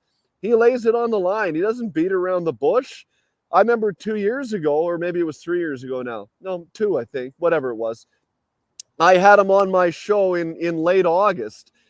And I said, yeah, you got a little cap space there, Don, in Carolina. You got anything coming down the pipe? He's like, yeah. In fact, we're going to have something coming down the pipe tomorrow. Turns out it was the Jesperi Kotkaniemi offer sheet. So did he ever? So he doesn't hide. He just lays it on the line. And I love that. I mean, in our business, if you don't like that, then our business isn't for you. So I think that's going to be good. They were looking for a guy with experience in Columbus. I think they need that right now after Pascal Vincent was thrown into a really tight spot, let's be honest. But I will maintain to this day that it's such a shame that it didn't work out with Mike Babcock last year, because I thought that was the exact kind of guy that you want. Say what you will about Babs, the guy can coach, and he can immediately install structure and a system. And he put, like, when he took over Toronto after that first year where they were trying to lose on purpose, 16-17, where they had Matthews, they had Nylander, they had Marner, Brown, Hyman, all those guys in the mix for the first time. He put all of those guys in positions to succeed, and they made the playoffs that year. And I thought that was going to be how it worked out for Columbus last year, if not make the playoffs, but at least be competitive, because they've got some good pieces in Columbus. But it just seems like they're all running around in confused circles with no structure and no plan. So Dean Evason is an experienced guy. He's been around. He's seen a lot. I think he will be able to input some structure and try to get them to be competitive. I don't think they're going to make the playoffs this year, but they signed him for a multi-year deal, which obviously, if you're going to take the job in Columbus, that's a prerequisite if you're a guy like Dean Evason. So I think it's a pretty good hiring based on the guys who were left available at this point. Speaking of Columbus, Davey, speaking of Columbus, have you heard any Patrick Laine updates, and will this change things? No, I haven't. I mean, he's still in the assistance program, right? So there can be no moves at this point with regards to his status. It'll be interesting. as I said here in Toronto, when Craig Berube came in and everything was red hot about Mitch Marner, I said, well, let's wait and see. Maybe Craig Berube, part of what he said when he was going through the interview process was, don't trade Mitch Marner. I can fix that. I think I can help that guy. It's possible. And it's kind of cooled down to an extent. Maybe that was what Dean Evason was saying when it came to Patrick Laine. Potentially he's reached out to talk to him and given him an idea that, look, this is where I see you. This is where I feel that you can help our team. And I'm going to put you in a position to succeed. And if I was a guy like Dean Evason coming in, I really wouldn't be interested in seeing the team trade away useful players. Patrick Laine is a useful player. Part of his issues over the last couple of years, in addition to what he's dealt with off the ice, which we all hope he works through and gets through well, has been his inability to stay healthy. If he can stay healthy, this is a guy who's shown the ability to shoot it in the net 40 times a year, if not more, if used properly. And if I was a guy like Dean Evason, I'd look at that guy and say, don't trade that guy away. Let me talk to him. Let me tell him, here's why it can work for you here. Here's why you can be a big part of our team and have success for yourself. So, I haven't heard anything about what his status is at this point. But if I was a guy like Dean Evason, I would be interested in keeping a guy like that around and trying to fix it rather than throwing him out the door, where, to be honest, I think they're selling incredibly low on him, and anything they get back for him won't be much to begin with, let alone something that, if I'm Dean Evason, can help me in the next, throughout the duration of my contract. Gentlemen, I propose a deal to you both. We often do these 5 questions, or we do like, what do you think of this, like future predictions, and we never follow up on them. So I think, I think we should follow up on them. But B, I got a question today from my own podcast, and I figured I'll relay it to you guys, and whoever's closest in a year from now or close to, whoever's closest will get his dinner paid for by the other 2. Are we good there? Oh yes. Are we good? At some point, we will find ourselves in the same city, right? We will. All right. Okay. The question is, I'm jotting this down now, just so you know. I've got the notes app open, and there's going to be a definitive answer. How many points will Connor Bedard get this season? I've got 42 goals, 50 assists. 92 points, eh? I do, yeah. Wow. That's what I got.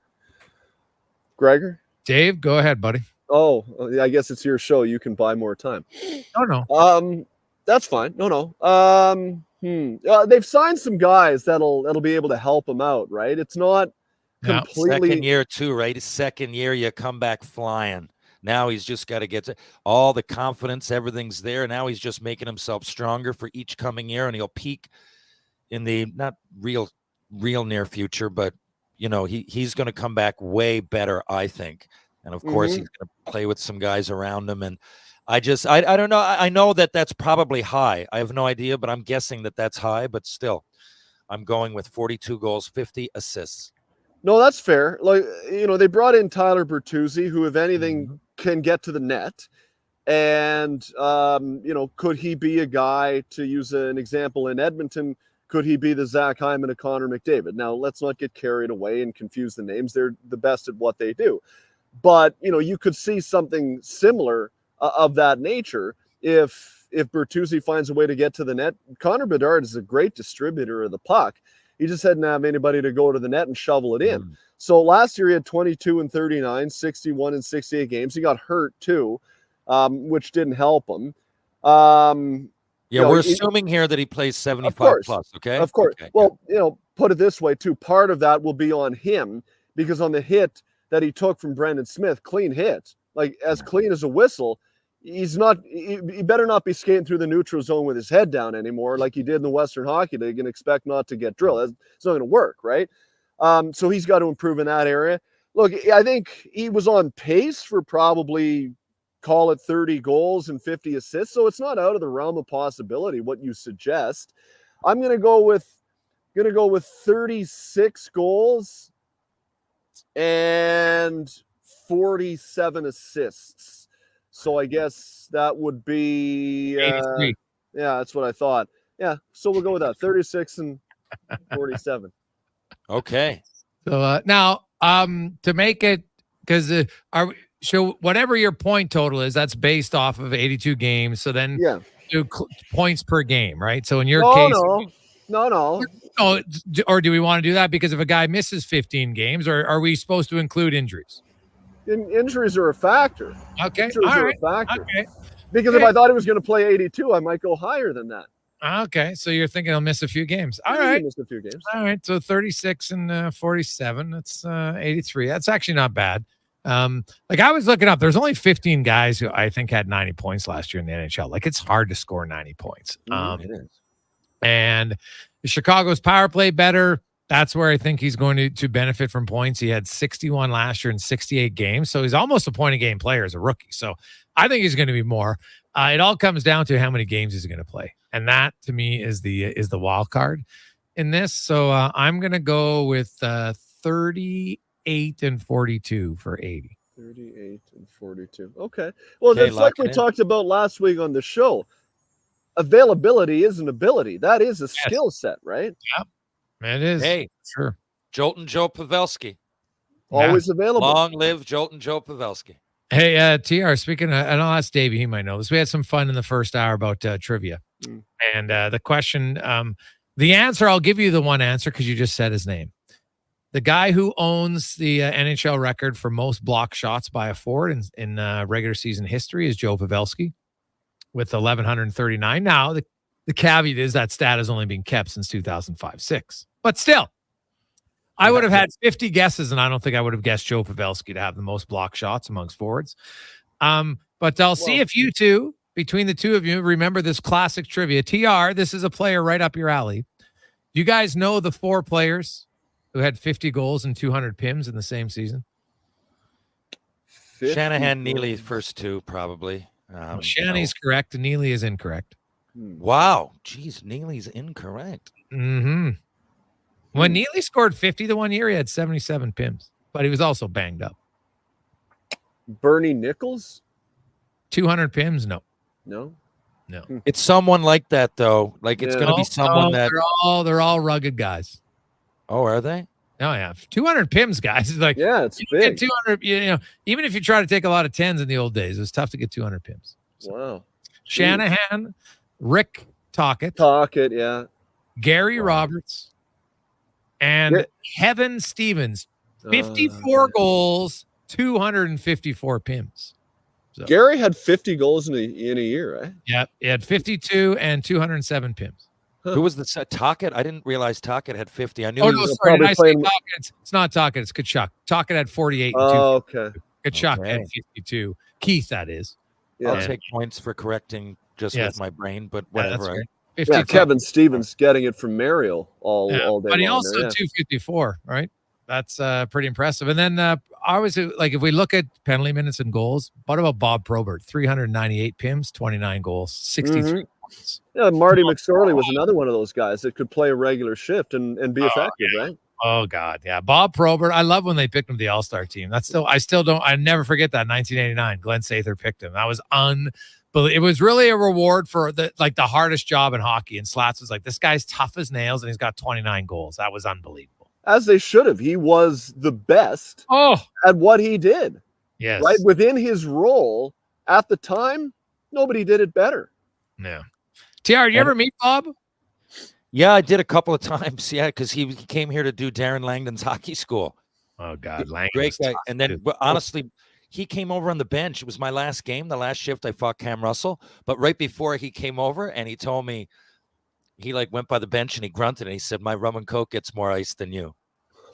Yeah, it turns out I was terrified. It turns out the guys were egging him on. You know, it was Recchi or Course or one of those guys. I can't remember. I was so nervous before the game, and he was just my rum and coke gets more ice than you. Yeah, that's savage. That's good. Oh my God! Did you laugh? No. At the time, I was terrified. I was playing against. It was him. Mark Janssens. It was really underrated, tough man. Mark Janssens is tough, yeah. And Cam Russell were aligned. Oh, and I ended up fighting Russell behind the net. It's one of my best fights ever. It was TSN Highlight of the Night. It's my last shift ever. part of my stand-up act. And I got in a fight. I hadn't been out there in a while, man. I had my skates were undone because I was getting lace bite really bad, and I hadn't had a shift in a period. I thought I wasn't going to be out there.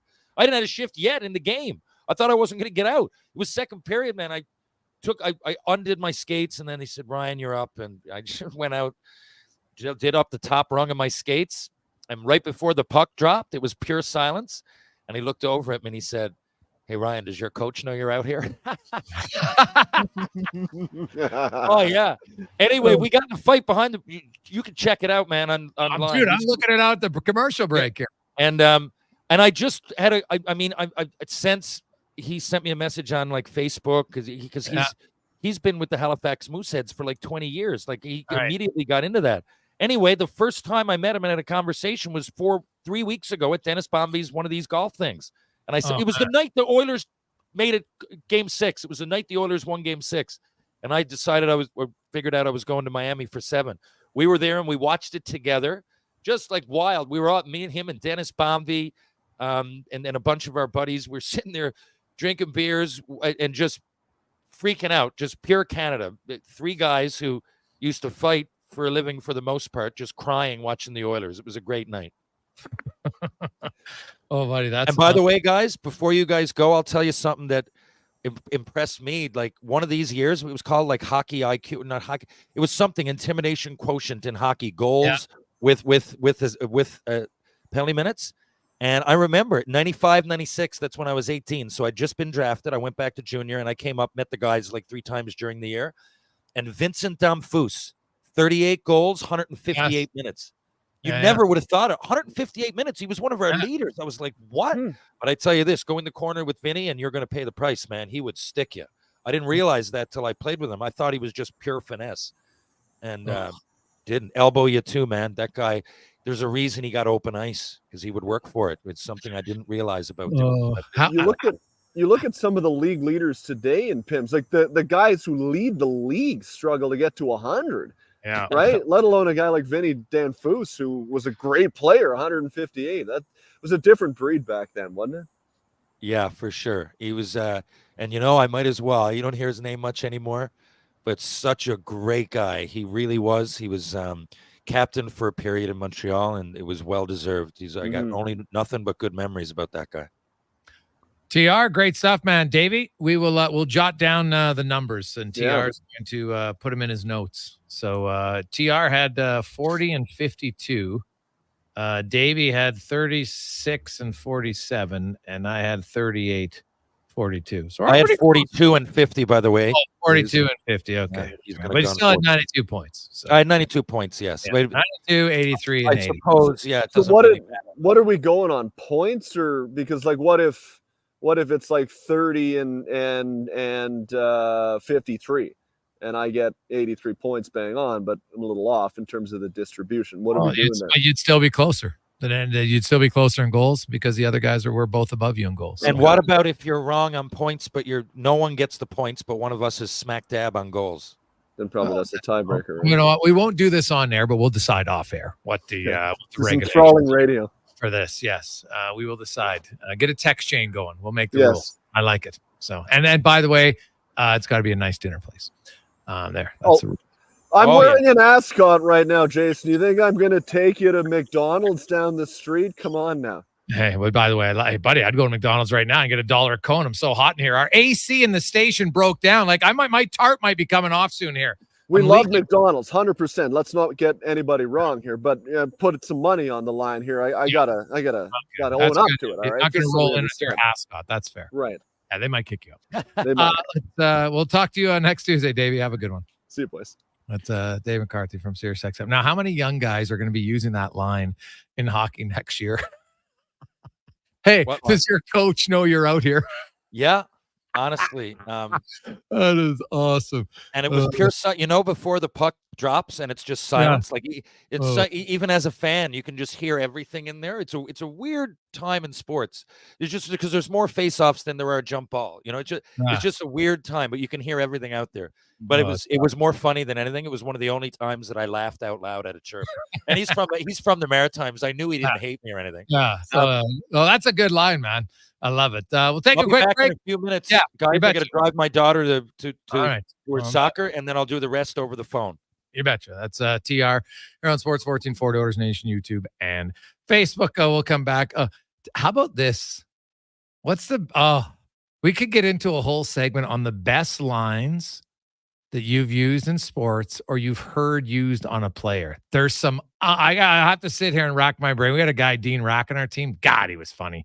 He had some beauties. He used to sit on the bench and he could just rip into guys. He was so funny. So 833-401-1440. What do you remember from your playing days as the, lines we can say? Because the best lines, you don't have to be insulting. Like think about, does your coach know you're out here? That is such a good line, right? Hey, my rum and Coke gets more ice than you. It's classic. It's not that. Like, you're not insulting the guy. It doesn't have to be racist. It doesn't have to be misogynistic. It can just be witty and funny. 833-401-1440 in our eWell inbox. Rule number 41, never challenge a goose in the Bow Valley. They run this town and they know it. Summer in Alberta has its own set of rules. And if you're looking to add a little extra fun, Play Alberta has it all. Use promo code SUMMER to snag a $50 casino bonus for casino, instants, and live dealer with your next deposit. Get ready for promotions throughout the summer to help you make the most of those sunny Alberta days. Because we all know they don't last long enough. Bonus terms and conditions apply. What a season. What a ride. Congratulations on an incredible season from GS Construction. Whether you're a laborer, pipe layer, or pipe layer's helper, lead hand, operator, top man or woman, or water and sewer foreman, GS Construction has room for you on their team. GS Construction, celebrating 50 years of laying the groundwork of Edmonton and communities throughout Alberta. Let's get to work. Get started today at gsconstruction.ca. What's cracking at Cattail Crossing? Every Friday after 4 p.m., it's 9 and Dine Fridays. Includes golf for two with a power cart at Cattail Crossing and a $50 food voucher at Out of Bounds Restaurant. Only $119.99. Tea times can be booked at cattailcrossing.ca. Legacy Heating and Cooling is still the #1 company for families who don't want to see Dad in his underwear. Come on, we warned you about a heat wave a while ago, and lo and behold, here we are. So call Legacy now before the heat wave convinces Dad to cool down in a kiddie pool in your front yard. Yeah, we've still got air conditioners in stock, and yes, you won't have payments or interest for 1 year. Keeping Dad from bathing in public during a heat wave. That's how you save your legacy. Legacy Heating and Cooling. I'm Colin Livingston, president of Cantork. Since 2016, we've been at the forefront of hydraulic torque wrenches in Canada. I'm delighted to share our latest venture, in-house production for quicker turnaround, superior quality, and heightened versatility. Experience excellence at cantork.com. Wow, get ready for a silly hockey fans. Your partner in power just skated onto the ice. EWEL.ca, the new e-commerce website for electrical wholesalers Edmonton, is ready for the power play 24/7, 365. UL skates to where the puck will be in 5 years. Now that's forward thinking. Killer selection, slamming products from the best brands, and legendary service. Don't sit on the bench. Get your account today at EWEL.ca and win that project. Plug into your partner in power. Get an EWEL.ca account today. Hey Leduc, it's me, Grant Fedor from Leading Edge Physiotherapy. What you might not know is that I started practicing physio here in Leduc more than 23 years ago. In those years since, I haven't forgotten the kind and welcoming people that trusted me then. It feels great to be back, but I know we have to live up to our promise, and that's to live up to our name. This means bringing a leading edge focus on our environments, technology, communities, and the people who will care for you, like Graham Raymond and Amanda McIsaac, two locals who want to make a difference in your life. We're now open in Leduc. Learn more about us at leadingedgephysio.com. Now, all sizes of premium roast coffee at McDonald's have a new low price starting at $1 plus tax for a small. It's great if you love great tasting coffee. $1 small premium roast coffee every single day. Must be McCafe. Plus tax at participating restaurants in Canada. Excludes delivery. For over 65 years, Denham Ford has delivered the customer service and value that keeps Albertans moving. And nothing moves Albertans better than Canada's best-selling truck, the Ford F-150. Here now with rates as low as 0% or savings up to $17,000. That's the value you've come to expect from where cars always cost less. 0% or $17,000 off F-150s. Only at Denham Ford in Wetaskiwin or at denhamford.ca. With Johnson, whoa. Hi, Dennis from Weiss Johnson here. We all know how unpredictable Edmonton weather is. Extended falls to late winters, and who knows what spring and summer will bring. Regardless of the outdoors, your indoors will be comfortable with Weiss Johnson and Goodman. Whether it's a new Goodman air conditioner, heat pump, or furnace, using our expertise, we'll give you the best quote on Goodman products with no misleading information or offers. Just what's best for your family. Visit wjcools.com today.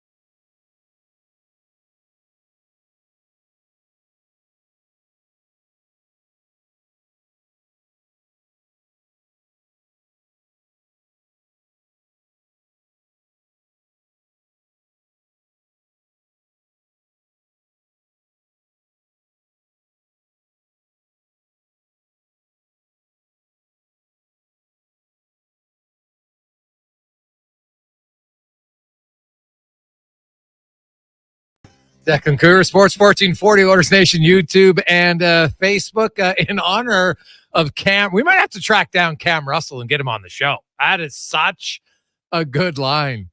And as TR said, it was his last NHL game, so that's in 1988, 1989. He's playing for the Montreal Canadiens, and it's he says it just happened to be quiet.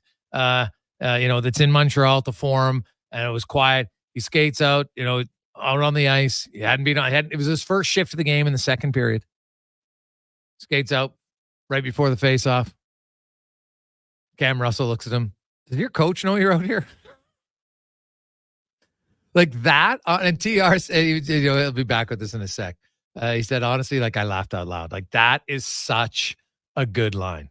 So if you can think, what's the best line you recall? Because trust me, it's difficult. The one that I laughed at the most, I still remember the first time I heard it, was playing. At that time I was midget. I got called up to play for the junior team, and Trevor McCallion was playing, and I'm just coming off. He skates by the ref. It just goes, I've seen a better set of eyes than a potato. Oh, and you could just see the ref. You can't get kicked out. You can't get a misconduct for that. You're not swearing. And there's nothing derogatory. It's just such a good, and the ref kind of chuckled. And I was like, oof, that was a good one. Used it. Hey, boys, good one was I eat steak tougher than you from Cole. Oh, yeah, when you got the guy who's kind of a pretender. Right? That was everybody knew who that guy was. Usually in your league, you had somebody. Heck, it might even happen in men's league now. When all of a sudden the officials come in, then all of a sudden, because he's on the other side of official, now he's 6 inches taller and 20 pounds heavier. And a lot more verbally aggressive. It happens quite often. Hey, guys, seen better set of hands on a clock? If the team pitcher was in the corner, you wouldn't be in it. From the wedge. That one's actually pretty good wedge. Now this one I have to say I've never heard. Hey guys, I've seen better faces eating hay. Obviously he's calling you a cow. I get it. Why? Maybe a horse face. Right? So it depends. I guess if you had somebody who had one of those long faces, you know the drill. Well, we got a few here. I'm not sure I can use on air. Remember, I don't want anything that's racist. So let's eliminate those from the text line, please. And something that we can read. Witty. We can all read the ones we've said. Hey, does your coach know you're out here? My rum and Coke has more ice than you. Or gets more ice than you, excuse me. Classic. So I'm going to go and deck in football. There's a lot of chirps. I had a couple in my younger days. Obviously, one thing I did that I thought was really, really revolutionary, and I found out Jalen Ramsey also did it at FSU, was I would look at the roster of the team we were playing. I was a DB, so I would find all their receivers and then go to their Instagrams and find out who their girlfriend was. And then when I was lined up against them, I would say tell Michelle I say hi, or tell Katie I say hi, things like that. That obviously it didn't always work because you had to find a receiver who had a girlfriend and then you had to be lined up against him. But when it did work, always really, really rattled guys. Then in men's league and stuff, the classic, one of my all-time favorites is pointing to the stands and saying scouts aren't here. The dream's over. Dream's over. Yeah, it's such a go-to. Then basketball, football, when I was younger, I would tell people if they're having a real off game, I would say try the other foot or try the other hand, if they just couldn't hit a shot. Those were always fun. So those are some of my favorites. Try the other hand. That's a good one. Yeah. Right. I can see that one. That one's that's pretty solid. All right. Gets you makes your point rather effectively, I would say. I've also I've always been a really big telling a guy he stinks always gets to him. If you just say it with the right inflection, buddy, you stink, it always gets to him. No one's ever liked that one. It's simple, but it seems to work. 833-401-1440. Lots we can't use on air. Some of them funny, some of them you wouldn't say it. Let's be honest, but we'll keep them coming. That one, I'll be honest with you. Hey guys, I don't even want to send mine in because I don't think you can top. Does your coach know you're on the ice? From Doug. I agree. That is so perfect. Honestly, that one, that one would cut deep. Does your coach know you're out here? Oh, that is so simple, but so effective. I love it. I remember when we had Kessler and I talked to Ryan Kessler once, and him and Burrows, they would, to me, good chirping at times was like mental warfare.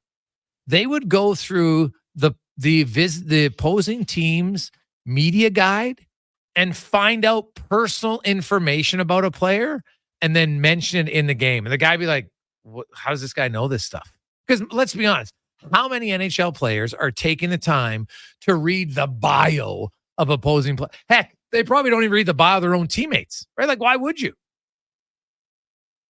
But found that was quite genius. But that's where you're committed to your trade. If you want to be a really good chirper and get some guys off their game, that's what you got to do. Right? Donovan was talking. Who was it that said Drew Miller dye? That was Matt Martin, right? Matt Martin with the dye your hair. Remember Drew Miller? He was a silverback at a very young age. So it can be kind of effective. Now maybe depends.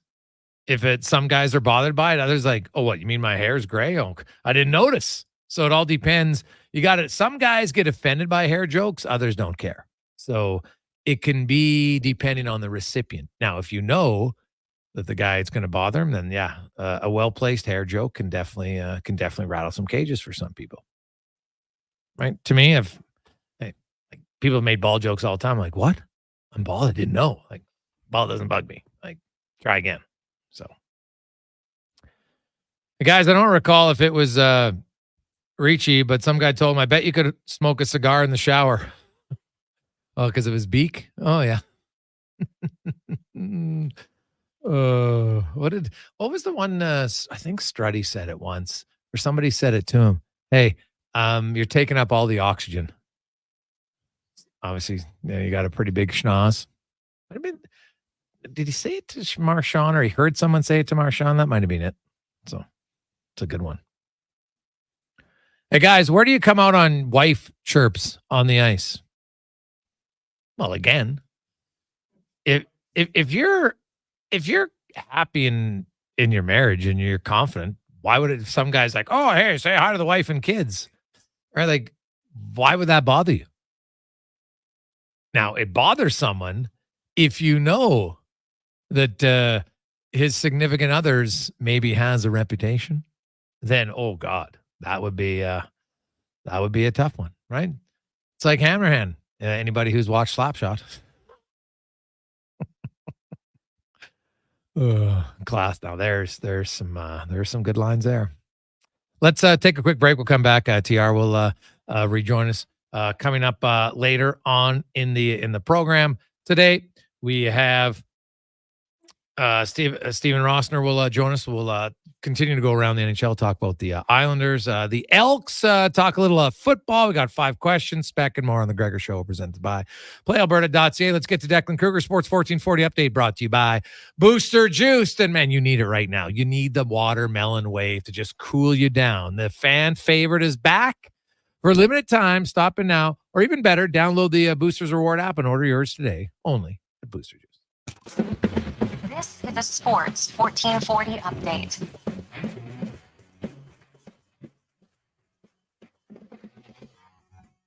We start with the Edmonton Elks for your Sports 1440 update. Josh Haggerty, a defensive back, and American DeMarcus Christmas on the defensive line have been signed, the club announced earlier today. Additionally, the Elks have also released Americans Robert Mdici of the D-line and Kyle Cass, who was a defensive back. Mdici suited up in 4 games for the Elks this season, where he had 7 tackles and 2 sacks, while Kyle Gass did not see any game action this season. Other CFL news is Cody Fajardo is doubtful and AJ Ouellette will be out as the Owls battle the Riders on Thursday, kicking off Week 8 in the CFL. Kyle Dubas, Julian Brisebois have been added to Team Canada's management group for the Four Nations face-off, according to reports, and the Toronto Maple Leafs have re-signed restricted free agent Connor Duar on a 1-year, $1.18 million deal. Other NHL news, as the Buffalo Sabres have avoided arbitration and signed newly added RFA Beck Malenstein to a 2-year, $2.7 million deal.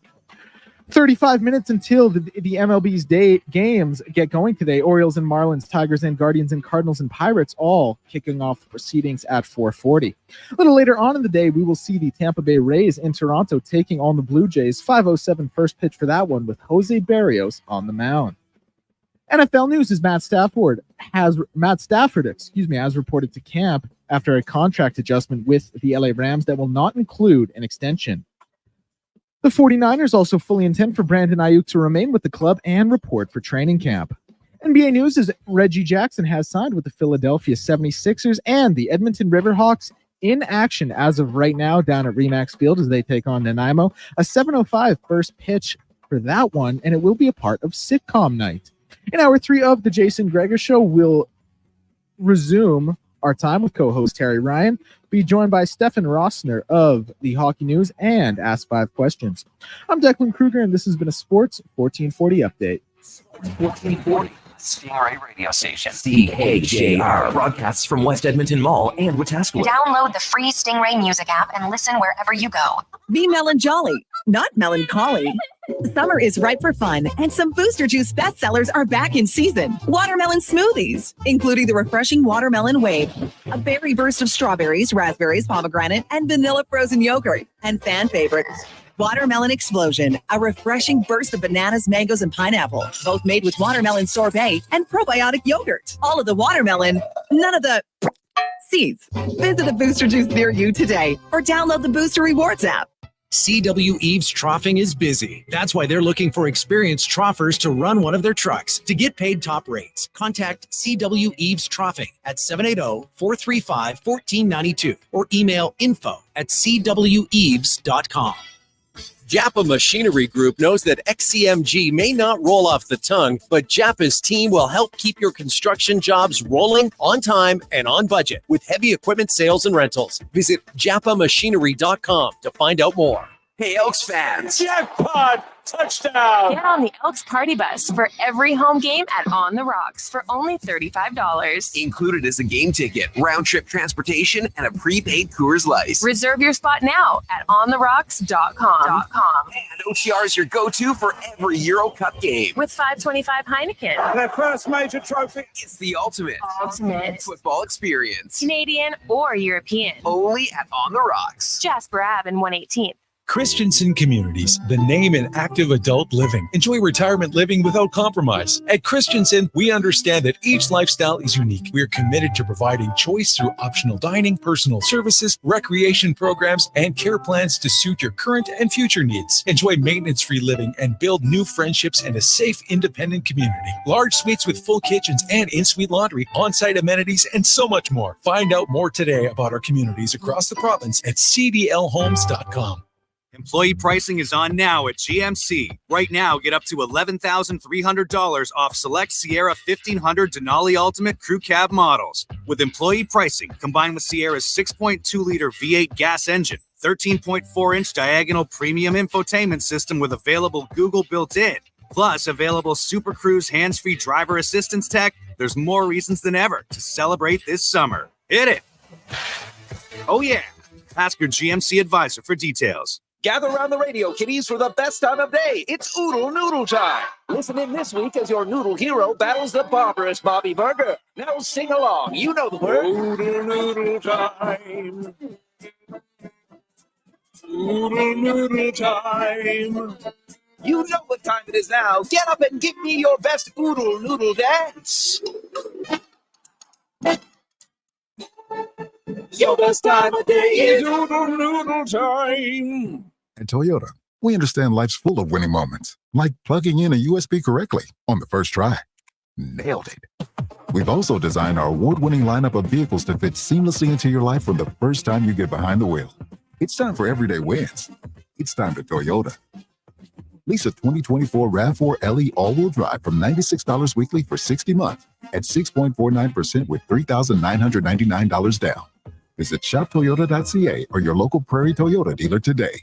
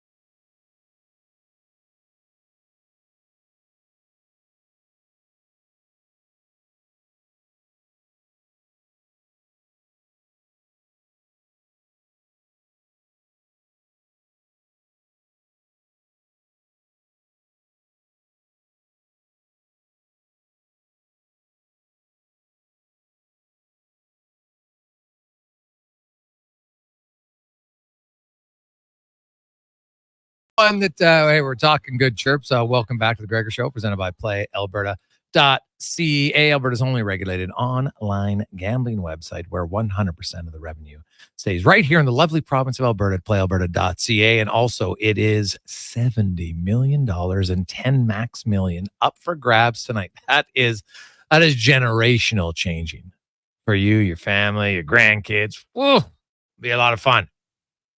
Remember, there's no taxes when you win the lottery, only on the interest you make after the fact. So, could be a big winner. PlayAlberta.ca. Jason Gregor, Declan Kruger, TR is back with us, and we had your line, or Cam Russell's line to you, TR, and your memory of it spurred on. We were asking people some of the best lines they've heard. Men's league guys wear a bubble. Usually, that's a chirp one. IMAX says, "Hey guys in men's league, I've seen your skill. You're the guy who pays first every year, aren't you?" That's that can zing, because people know that, right? Some guys who play in a league higher, usually sometimes you have to pay to get on the team. shall we say? So you probably never had that problem, TR, but you might have skated with some guys who did. Yeah, you can say that again. I think that's more common than not. And as far as chirps go, I mean, I don't know. There was more chirping in junior than anything I found. I found when you get to pro, there are chirps, but a lot of them, there's probably more, but they're all fun. Not all of them. Yeah. But you know what I mean? They're more like Shoresy chirps. Like they're kind of just, they almost bring about a laugh from the chirpy. That's just my take in my life. You know, there was a lot in junior, but they were almost scathing. Like they were really meant so you drop your clubs kind of thing. Yeah. You know, they exist in pro, but it's more, they're more humorous than anything. Yeah. Well, I could see how, you guys are a little bit younger. You're not as, not as wise. You get to the NHL, you can't, hey, buddy, you're terrible. That's like, you're in the NHL, you're not terrible. But hey, does your coach know you're out here? That's, oh my God.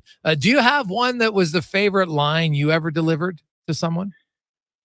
There's a couple. There was a guy in Tacoma. Anybody listening to this that played in the Western League, there was a guy in Tacoma that used to have it was not a loudspeaker. What do you call it? Like a horn, but he would, not a horn. He would speak into it and like it projected. It was a long funnel kind of thing that went over the glass. Okay. And it projected his voice at everybody. So I remember he used to say, I remember Kenneth Komanisky had a big nose. He said, hey, I was offside for F. Komanisky's nose was in by the net, like stuff like that. He would, the whole game, he would be saying that. And then anyway, he came over by the penalty box. And he was tripping me heavy. And it was the night, oh God, I had 3 fights that night. And sat with a girl in the crowd, and she was really good looking. And I kind of knew about the third fight. I wanted to go up and ask her out. This is a long story. It sounds insane. But that happened. So it was that night.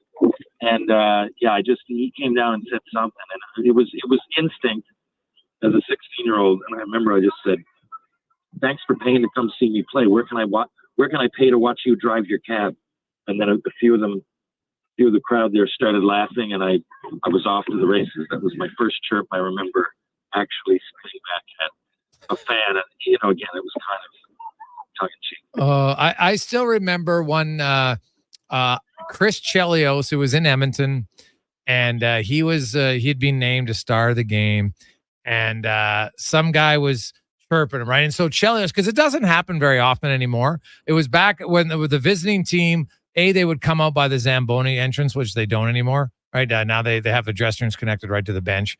And so anyway, they came out of that, the opposite end Zamboni entrance. And when he came out of it for the second star, which doesn't happen very often, right? They'd spank the orders. And so Chelios, probably just to give it to the crowd, does the lap. And as he's coming off, some guy's like, Chelios, you suck, you're a bum. And Chelios looks up and he goes, I made more tonight than you're making all year. Have a good one. Oh, the guy had nothing. Like, it was so just boom quick, and it just right to the heart. And like all the guys' buddies were dying laughing at him because he had nothing, right? He's just like, oh, geez, like that one. Like, yeah, way to come at me. And you know what? The best chirps are ones that aren't, I find the wittier ones are great like that, rather than, like there's kind of the lame insults. Oh, you're ugly, whatever. Like, whatever. That doesn't really mean anything, right? Now, big nose jokes, or you sucking up all the oxygen, those can kind of be funny. But just, because it's not that derogatory. You gotta understand where the joke is going. So I like it. And if someone does homework, people, yes. People, it used to be one thing to call me like a goofy, but if someone went further, like that new Mount Pearl, there's a bit of, there's respect. In the most extreme cases, there's an art to it. Matt Barnaby was really good at it without being, I've made it clear, I think Sean Avery was over the top with a lot of those things. But I found Barnaby kept it right. If you wanted to go, he'd let you know that. But it was usually with some kind of a wink and a nod and a knowing that, hey, we're going to do this. Now, if you said no or you suckered somebody, the fun chirps would turn into scathing ones. But, certain people are really a lot better at it than others. On that Chelios note, there was the similar situation, just my favorite, but Sheldon Surrey came back. Edmonton fans will know him. Of course, hockey fans know him. But Sheldon came back, and he just signed in New Jersey. And he came back. There was a line brawl against Spokane. I think it was like Jay Birch or Joe Cardarelli or one of those guys. And he went, wait, there. I just made more money than you will the whole year. He let like 3 or 5 seconds go by. Anyway, I was, you'd think that I'd be doing it all the time, but I wasn't really one of those. I mean, I would be talking, but if you want to start chirping, you know they're going to come back, right? Oh yeah. So I was very standard, and I might point out something and laugh. Like I might look in the crowd and go, "Hey, Jimmy, look up there. Like, what do you?" Or you know, who let your agent in tonight, or something really fun. Like it was never like I'm going to kill you or anything like that. I mean, that goes on. Yeah, you know, because hey, guys, I'm going to kill you. Everybody knows he's not actually going to kill you, but he's going to try to beat you up. Is essentially usually what that would mean. We'll move along to some other things, TR. I want to. Are you a big Olympic guy? The Olympics officially begin on Thursday. The opening ceremony is Friday, but the soccer tournament and a few other sports have opening round events that they have to get through so they can get everything done when the Olympics in the 16 days that it's on. But are there some must-watch sports for you at the Olympics? That's a good question. So the first part. Yeah, I love the Olympics. Really, I mean, most of you could say, you could always say, you know, now times are very diverse, and they are, but they often are. I think media is usually driven by negative stories. That's just the nature of it. You go back to when people were, you know, there was no TV. It was just you go back further. The further you go back, you know, it catches the ear, it catches the eye. So, you know, there's always a lot of stories that make you worried or maybe that are tragic. You know, things happen, but I find the Olympics, for the most part now, there's been bobsled accidents, but for the most part, it's people that want to go for it better themselves, living healthy, fans that are interested in it. You know, wins, losses, some success stories are not gold medals. They're 10th place finishes. You know, I love the storylines. I love the fact that we all did to get together and celebrate sports. It's one of my favorite, I guess you could say, things about life. And I'll never get to be in one, but that would probably have been my dream outside of the NHL. Being, you know, growing up, I wouldn't have cared if it was bobsled. Like, I really love the Olympics. Quick break. We'll come back and we'll continue our NHL preview. We will go to Long Island. They seem to just be rinse, wash, repeat. Same thing all the time. Is it actually going to improve? We'll find out next on the Gregor Show, presented by PlayAlberta.ca. Rule number 12, not spending the afternoon tubing on the Pembina? Next, you'll tell us you don't wear flannel. Summer in Alberta has its own set of rules. And if you're looking to add a little extra fun, Play Alberta has it all. Use promo code SUMMER to snag a $50 casino bonus for casino, instants, and live dealer with your next deposit. Get ready for promotions throughout the summer to help you make the most of those sunny Alberta days. Because we all know they don't last long enough. Bonus terms and conditions apply. Gather around the radio, kiddies, for the best time of day. It's Oodle Noodle time. Listen in this week as your noodle hero battles the barbarous Bobby Burger. Now sing along. You know the words. Oodle Noodle time. Oodle Noodle time. You know what time it is now. Get up and give me your best Oodle Noodle dance. Your best time of day is Oodle Noodle time. The locks are on a timer. They're going to get out. Sounds like men and women of Action Electrical. Service team reporting. With the remarkable reach of our bucket trucks and other equipment, we assess, service, and maintain your electrical lighting and automation systems. Facing an electrical menace? Call the men and women of Action. Operating throughout Alberta at actionelectrical.net. The Brick is serving up incredible deals on items in every department. Find up to 25% off dining and bedroom packages, up to 40% off mattresses, and up to $840 off sectionals and sofas. Also, from Thursday to Monday, shop our fantastic specialty 5-day deals and find everything you need to outfit your home this summer. Plus, on Saturday, July 20th, enjoy free pop and all beef hot dogs, specialty sales, and fun family activities. Some exclusions apply. See in-store for details. The Brick, saving you more. Employee pricing is on now at GMC. Right now, get up to $11,300 off select Sierra 1500 Denali Ultimate Crew Cab models. With employee pricing, combined with Sierra's 6.2-liter V8 gas engine, 13.4-inch diagonal premium infotainment system with available Google built-in, plus available Super Cruise hands-free driver assistance tech, there's more reasons than ever to celebrate this summer. Hit it! Oh yeah! Ask your GMC advisor for details. Legacy Heating and Cooling is still the #1 company for families who don't want to see Dad in his underwear. Come on, we warned you about a heat wave a while ago, and lo and behold, here we are. So call Legacy now before the heat wave convinces Dad to cool down in a kiddie pool in your front yard. Yeah, we've still got air conditioners in stock, and yes, you won't have payments or interest for 1 year. Keeping Dad from bathing in public during a heat wave. That's how you save your legacy. Legacy Heating and Cooling.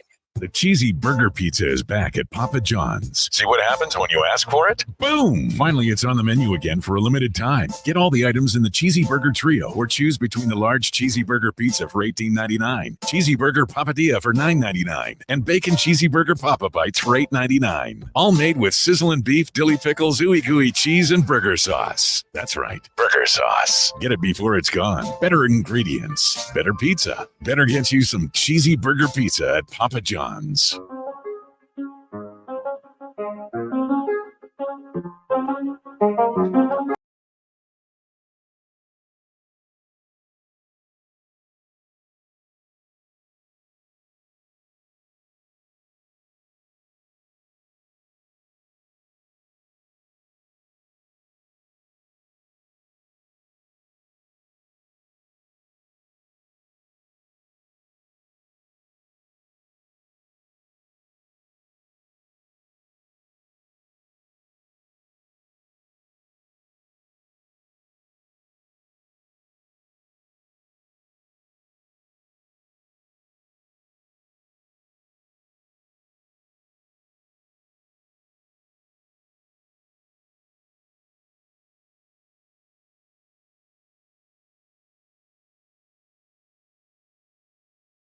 Oilers Nation YouTube and Facebook. TR is the string broke in his tin can, so he'll try to get that fixed. We'll see what happens. It was like he was broadcasting from a string in a tin can. There, it's brutal.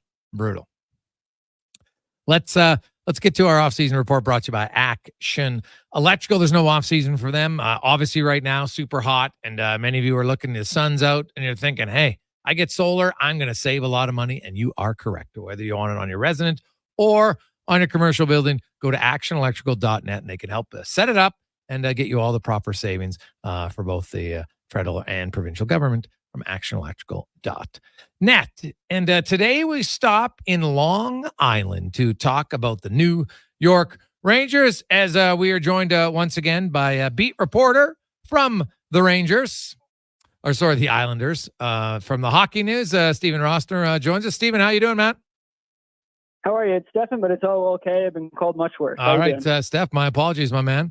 Can you explain the Islanders? And now I know that, they don't have a lot of flexibility. They had a lot of contracts, but they're pretty much coming back with the exact same roster. Obviously, they brought in Anthony Duclair, but there's not a lot of change over here. Do you see this team being any different than last year? I think it'll be a little different. I think Patrick Waugh was your big free agent acquisition that you got before the trade deadline this past year. I think it'll have a major impact on how they run their practices, their systems going into the year. But yeah, you're right. They didn't have a lot of cap space going into the summer. They do get Anthony Duclair, who they'll probably try out on the top line with Bo Horvat and Matthew Barzal. They'll get a healthy Scott Mayfield back. He missed 41 games last year, and people could argue whether him getting a 7-year deal was worth it or not. He's a big body, right-side defenseman that kills penalties and eats minutes. That always helps things out. But also they got this guy named Maxim Sipakov, a Russian European free agent, scored 30 goals in the KHL last year. And Lou Lamoriello said at the draft that he's expecting this guy to be an NHL player. That's why they signed him to the deal. So maybe it's mostly running the same group back, but having Patrick Waugh, having Duclair who's played for Waugh before, having this wild card in Sipakov, they should be better. Than you also look at the division, and some teams got worse. Like you could argue that Carolina got worse. So for a team that finished third in the Metro last year, I'm not sure how much different they had to be to make the playoffs this upcoming year. That being said, going from being a playoff contender to a Stanley Cup contender, I don't think the Islanders are quite there yet. Yeah, well, I think most people feel the Devils will be better health-wise, blue line-wise, goaltending-wise for certain. You look at the Penguins to me are definitely a wild card, and then there's Detroit and Buffalo and Ottawa. Obviously, that would be more for a wild card potential crossover. I look at the Islanders, and you mentioned Horvat and Barzal. Is that their dynamic duo moving forward that you feel is going to be their best path to success? And is Barzal then he's better as a winger playing with Horvat, or do they kind of rotate and Horvat just takes the face-offs and then who's ever back first plays the center defensive position? And definitely for sure, the Islanders, these two are going to take them to where they have to go. If they're not going to get to the Cup Finals, they're not going to make the playoffs if these two guys have down years. And like you said, Bo Horvat's going to line up in the middle. He's a much better face-off guy. He's also a stronger defensive player. And more often than not, you'll see Horvat down low in the D zone, Barzal more towards the blue line for fast breaks, things like that. But Barzal and Horvat have talked about it a lot. When you're on the ice, you just work off one another. I think Barzal, he started off on the right wing. He did say he'd rather play the left wing, so he'd cross over the blue line on his backhand to get around defenders and whatnot. But he definitely said he warmed up, and he's been great on the right side. He had a fantastic year, his best year since winning the Calder his rookie year. So I think he's fine on the wing. I don't think he is a centerman, but having two guys that have that IQ of what it takes to be a centerman in the NHL, that's what paid dividends this past year. And they were separated a little bit down the stretch as Watt tried to figure out what the best lineup was.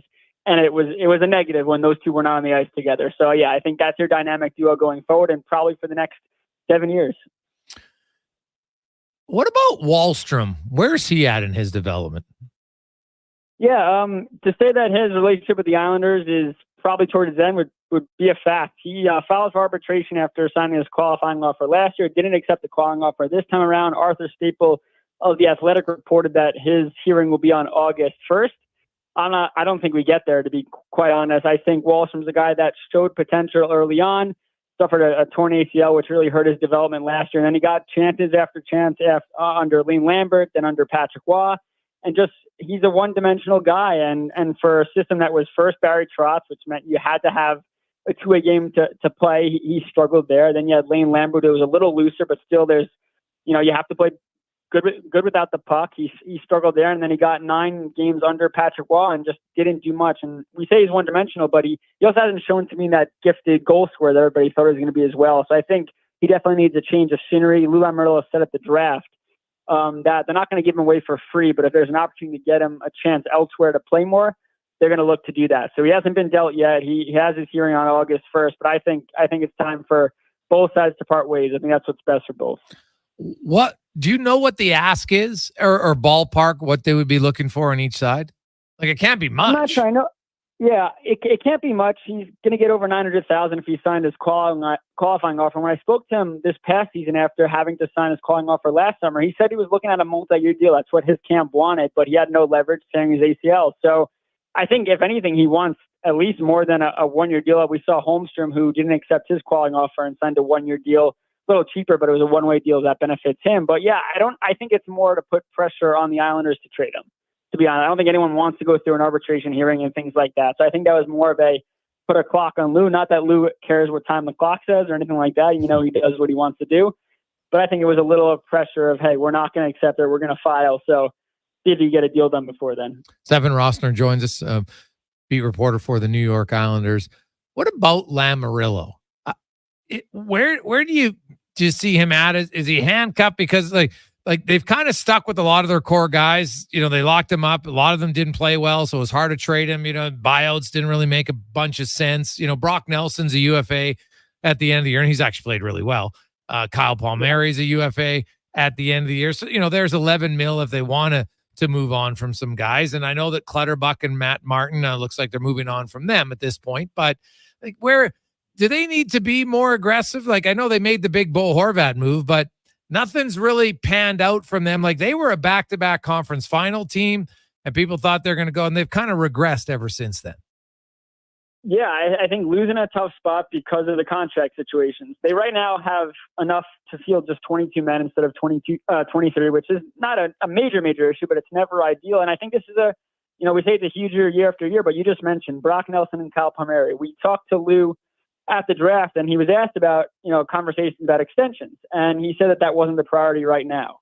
This is, depending on what route they go with these two guys, that kind of changes everything going forward. If they let these two guys go, like you said, $11 million or so in cap space, they move on from them at the deadline. Brock Nelson's been fantastic. Palmieri's coming off his best year as a member of the Islanders. So you could get assets back definitely for Brock Nelson, or if you sign him to a team-friendly deal, you're not losing that 30-goal scorer. But one thing that Lou told us, and I'll never forget this, when we were in Lou was Nashville, head of that draft, he was asked about COVID and contracts he signed, not knowing that the cap would be flat. And he said, listen, I'll be honest, if I had known the cap would have been flat, I wouldn't have signed certain players to these deals.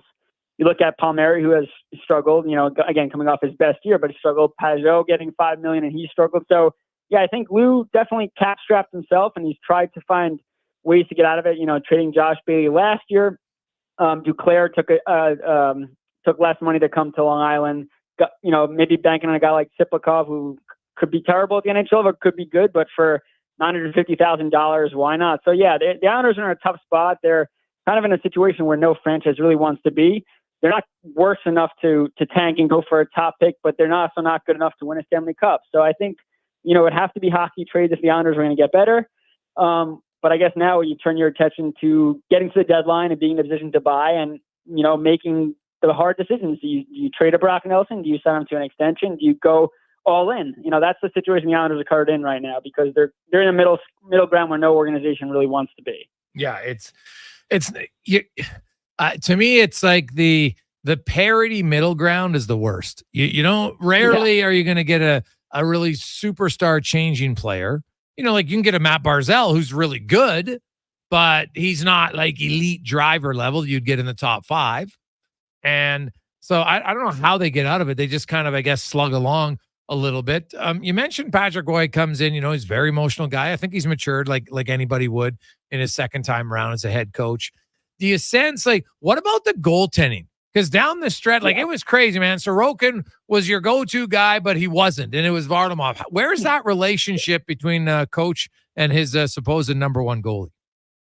Yeah, I definitely think Wah made it clear early on when he came here that Sorokin has to be better. And talking to Sorokin, who grew up in Russia, but said he was watching Wah highlights, all the time. This is a guy that he really admires, and I think I don't want to put blame. I don't think it's Sorokin was nervous to play for Wah, but I think when he got here, Wah has a relationship with Varlamov. Sorokin got a chance to prove himself and struggled, and he quickly went to Varlamov, and the Islanders made the playoffs because of that move. But I don't think the relationship's bad. Watt pretty much told us day one that he wasn't going to be too involved with how the goalies worked out. He said he'll be there to help, with the mental side of it, because that's something he struggled with and adapted with through his career. But he wants the goalie coach, who is Pierre Greco, to be the guy that deals with all that stuff, who he thinks the best person to start is. He wants to not be handling that. But I think, if anything, it's the best summer for Sorokin to bounce back, having Wada, bounce things off, having a summer to reflect and learn Watt's system and get more incorporated with that stuff. So I think the goaltending will be good. And like I said before, with Horvat and Barzal, the Islanders are really going to go however far Sorokin takes them. They're a team that has elite goaltending as a duo, but if Sorokin can get back to the way he played a year ago and during his Vezina season behind a Watt defense, which is much better than we saw under Lane Lambert, this team should at least be a wild card team. What about the rest of the division? The Rangers, I think, are good. Where are you on the Devils? Are you ready to punch them, maybe competing with Carolina, or do you need to see more yet? And is the big question in your jersey, can they stay healthy? Yeah, I think the biggest question is, can Jack Hughes stay healthy for a full year? We obviously know how good he is. And the other thing, too, is seeing the young defensemen take the strides they have to take. When they made the Markstrom deal, I was a bit confused because I said there has to be another move here. Not that Markstrom's not a solid goalie, but for a team like the Devils who allow so many high danger chances, I don't think there's a lot of goalies that would really save their issues. Then they go and get Pesci, which helps. And again, another year for a couple of these guys, Nemec, Luke Hughes. I think they'll be better. I think they'll be fighting for a wild card spot. But health is going to be the biggest thing for me. Jack Hughes is too important to this group, and they did bring in veteran depth, which is really smart. Great moves for them, but Jack Hughes is the engine for this team, and when he's going, it's contagious. But when he's out of the lineup, it's definitely tell that this team is much weaker.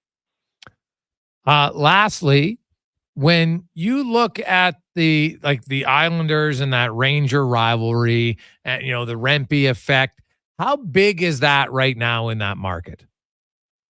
Yeah, I definitely think it's overplayed in terms of the Rempe. I think the Islanders have a lot more to prove than the Rangers. Obviously, you have the standings and whatnot, but both of these clubs haven't won in a long time. And I think you saw the Islanders get embarrassed at MetLife this past year, and I think that's something that'll sting until the Islanders beat them in the bigger moments. And I think you looked at the way the Rangers have really dominated, the way the Rangers dominated last year, and the Islanders never really showed the Rangers, hey, we could really stick with you. They did win a game, but they have to be better against these guys. But yeah, I think Rempe, you've seen the training with him fighting. I think a lot of Islander fans want to say that Rempe is never going to be an NHL player, that he could fight. That's great. And then you have Rangers saying we're bringing back the old type of enforcer way, and he's going to be a force for years to come. So I think for the Islanders, if they do get into a fight with Rempe, beat him.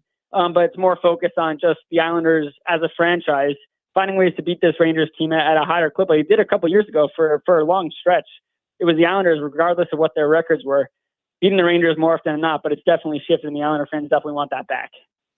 Awesome, Stefen. Great stuff, man. We appreciate it. Enjoy the off season, and I'll have my radar on now for the young Russian player to see what he can do potentially. And it wouldn't be the first guy to come over, right? He's 25 years of age, and we've seen some other guys come over. I'm not going to say he'll be Panarin or not, but they could use a diamond in the rough in Long Island, to say the least. Yes, they could. Thanks so much, man. Thanks so much. Have a great one. You too.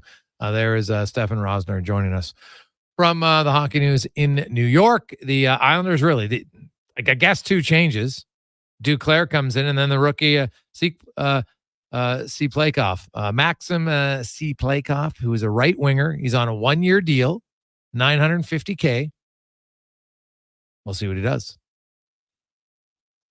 I look at the Islanders. So you got Barzal, you got Bo Horvat, Anders Lee, Brock Nelson. Kyle Palmieri had a decent year last year. Duclair, that's probably their top six. And then, Engvall, Zizekas, Ciplakov, is that their third line? Maybe. So then you got guys like Hudson Fasching and McLean and Holmstrom. Simon Holmstrom's a guy that a lot of people think he's got some skills. So we'll see what happens. But the Islanders, I don't know, with New Jersey and them improving and the other teams, I think they're going to be in tough. Now, if Sorokin plays well, though, that's the game changer. Because that guy, I think when he's on, he's one of the top 3-5 goalies in the league, and he has the ability to steal games all by himself. Quick break. We'll come back. We got 5 questions more. It's the Jason Gregor Show on Sports 1440, Oilers Nation, YouTube, and Facebook, live in our eWell studio, EWEL.ca.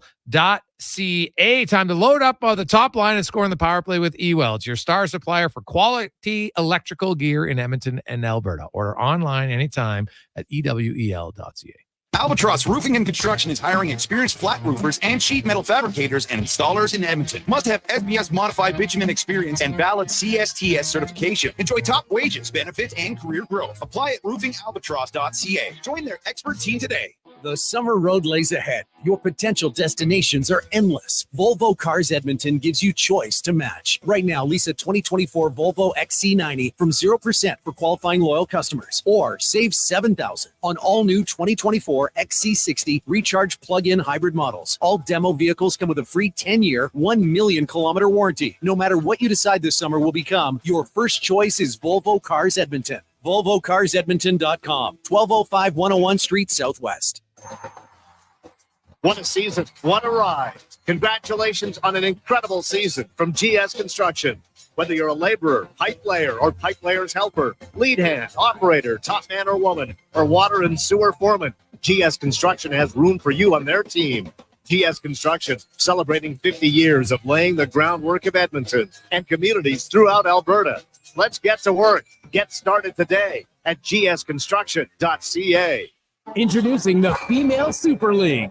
Female hockey is on the rise with more women playing the game than ever. Join us as we pave the way for the future of women's hockey. The FSL is more than a game. It's a movement and an experience for the motivated female athlete. Teams will compete in a showcase-style format featuring consistent interprovincial competition. Come be part of the journey as the 2024-25 season unveils a 12U division, as well as the launch of a groundbreaking progressive body-checking 14U division. For more information, visit femalesuperleague.com. We've finished construction of our gamma radiation containment facility. Is it up to code? Is it going to be safe? Sounds like a job for the men and women of Action Electrical.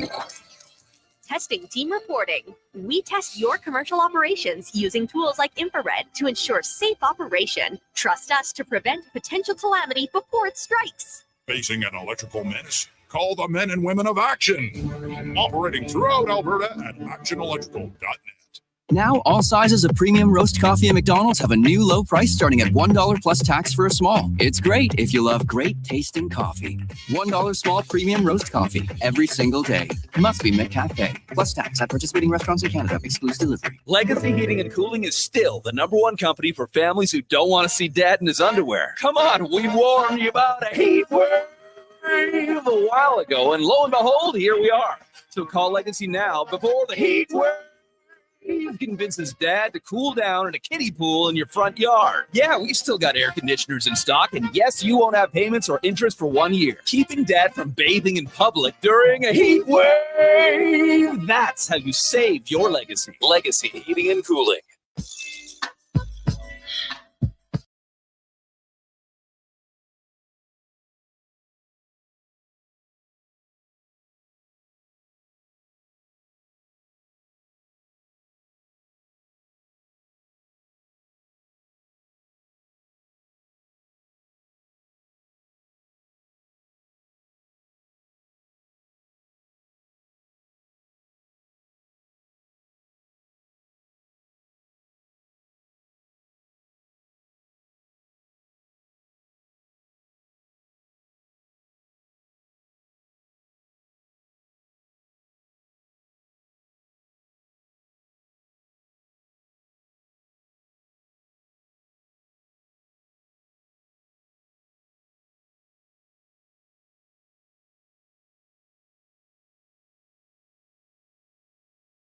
(1440) Orders Nation, YouTube and Facebook on a hot Tuesday. Not the best day for the AC to go down, but I know many of you don't even have it at home. So kudos to you who don't have it and you live on like the 4th floor or above. Awful. So hopefully you got some fans. You know what? Maybe you're taking an ice cold bath before bed. I know some people who actually used to put their pillows in the freezer. They had a bigger freezer. Right, kind of in the basement, one of those big freezers, put the pillows in, keep it cool. Anything to just try to cool things off because, man, when it is that hot, it is hard to sleep. So good luck. Let's get to 5 questions brought to you by The Brick. And hey, they never sleep when it comes to savings. Right now, you can get sweet deals through till the end of the month, including up to 40% off all mattresses. And if you are in need of a bedroom or dining package, you can get that with 25% off at The Brick and thebrick.com. It's time for 5 questions on the Jason Gregor Show. Number 1. With Dean Evison filling the last head coaching vacancy in the NHL with the Blue Jackets, who is the best remaining quote-unquote free agent coach on the market? I'm partial. I got something for Jay Woodcroft. I want to see him succeed. I think he has a lot left in the tank. But something else, I don't think Knobloch should be as much of an outlier as, I think there's good coaches in the American League, and I would like to see them used more. Some of my favorites over the years, or recently, Steve Smith took over this year and did a lot better than people thought. Trent Call's down there. Todd Nelson has been coaching for a while. He's a great coach. And my old buddy, my teammate, J.F. Houle, Rajon Houle's son, he's been coaching now since 2021, the Laval Rocket. He's a great players coach, and I could see him easing his way into Montreal somehow, if not elsewhere. Todd Nelson, why he's not an NHL head coach, it makes no sense to me. So you go back to 2012, lost in the third round with the Oil Barons. Then he comes up to the Oilers, He gets the interim head coach for a bit. They don't bring him back. They bring in Todd Nelson. Then he goes to the AHL, different organization, loses in the second round, wins a championship in his second season. Then he goes to Dallas, assistant coach for 4 years. Doesn't get a head gig. It's like, all right, I'll go back to the American League. What does he do? He wins the AHL title in back-to-back seasons. So in his last 4 years in the American League, he's won the title 3 times. Like, what more does he have to do? I don't understand. Like, is he like the worst possible interview? I don't get it. I truly don't get it. It makes no sense to me. I know Todd quite well. Really good guy, straight up honest. I don't know. I don't care if someone's like, well, he doesn't interview well. Who cares? Get over it. Right? Like, there's got to be more. So to me, it's Todd Nelson without question. Question number 2. Kyle Dubas and Julien Brisebois have been added to Team Canada's management group for the Four Nations Cup coming up here in February. Very simply, what are your thoughts on these moves for Team Canada? Well, Brisebois, I get. I'm not really sold why Kyle Dubas is getting that. Why? We went to Toronto. Like, I'm sorry. I don't think there's anything on his resume that screams that he should do it. So I love Brisebois, but I think there'd be other guys. Aren't there management already? Like, what are these guys? There's no contracts, no trades. The rinks are already sold out. It's a 4-team mid-season. Yeah, they're just first. They're there to help pick the team, I guess. Yeah. Okay. So, I mean, to me, the role is so minimal that I don't care. Add 15 other people on there if you want. They don't have anything to do. Question number 3. Former member of the Double E, Aaron Grimes, has joined the Winnipeg Blue Bombers practice squad. He's 33 years old, nearly 100 games played in the CFL, coming off 2 missed seasons with a knee injury. Does he have enough left in the tank to be a productive CFL player? Or if he doesn't, what can he be with that Bombers team? Well, I'm obviously biased. I've known Aaron for a long time, so I'm rooting for him. I remember when we had him in studio and he talked about he just wants the opportunity to show that he can still play. And he was very confident he's in great shape, that he was going to get there. So you know what? He's always been an excellent cover guy. So it's going to come down to, does he still have the speed to cover? If he does, I see no reason why I can't get in and play. Yeah, I mean, you're asking me the question, do I guess he'll succeed or some version of that? I mean, I hope so. He seems like a good guy. He's got great work ethic, got some exceptional experience. I mean, you root for these people. If I was to say no, I'd probably be ultra pessimistic. I think if you've got the attitude and the will, and yeah, you're right. I mean, maybe I'll be a bit slower, but I'm going to say yes, because why wouldn't I? Question number 4. What do you think is the hardest thing for the average person to do in sports? I've always heard it's hit a major league fastball. I don't understand that, because it's coming in. I'm not like, again, maybe I play baseball, but I'm not saying I'd hit anything over 100, like average. But I mean, if you're standing there and the pitch is coming at some point, you know what I mean? Like, hitting a 3-pointer, I would find harder, because some people can't even hit the rim. Golf, a hole-in-one, wouldn't that be more difficult? Some people can't most people can't hit a golf ball that far. I'm looking right now. I'm at a playground. I'm looking around. I'm in the middle of soccer, baseball, softball fields. There's people everywhere the further you go out. And I'm looking at 65% of these people wouldn't be able to hit the rim from the 3-point area. But at least the pitch is coming. You're going to swing the bat through there, and it might hit it. There's a chance. There's no chance I can hit that rim, but there's a chance. So I don't know. Maybe on a consistent level, I'm going to go with hit a hole-in-one, or like something crazy like climb a mountain, which isn't really a sport. But where are we going with this? I'm going to say the hole-in-one.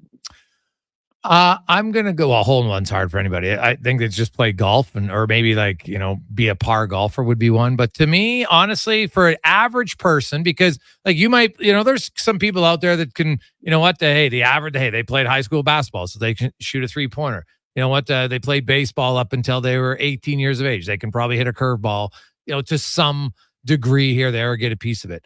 I think it's very limited that skiing, slalom at that speed on that slope, you would have most people. You wouldn't have the guts to even try it, because you get out of the gate, then all of a sudden it's like I'm wiping out because of the hill is so steep.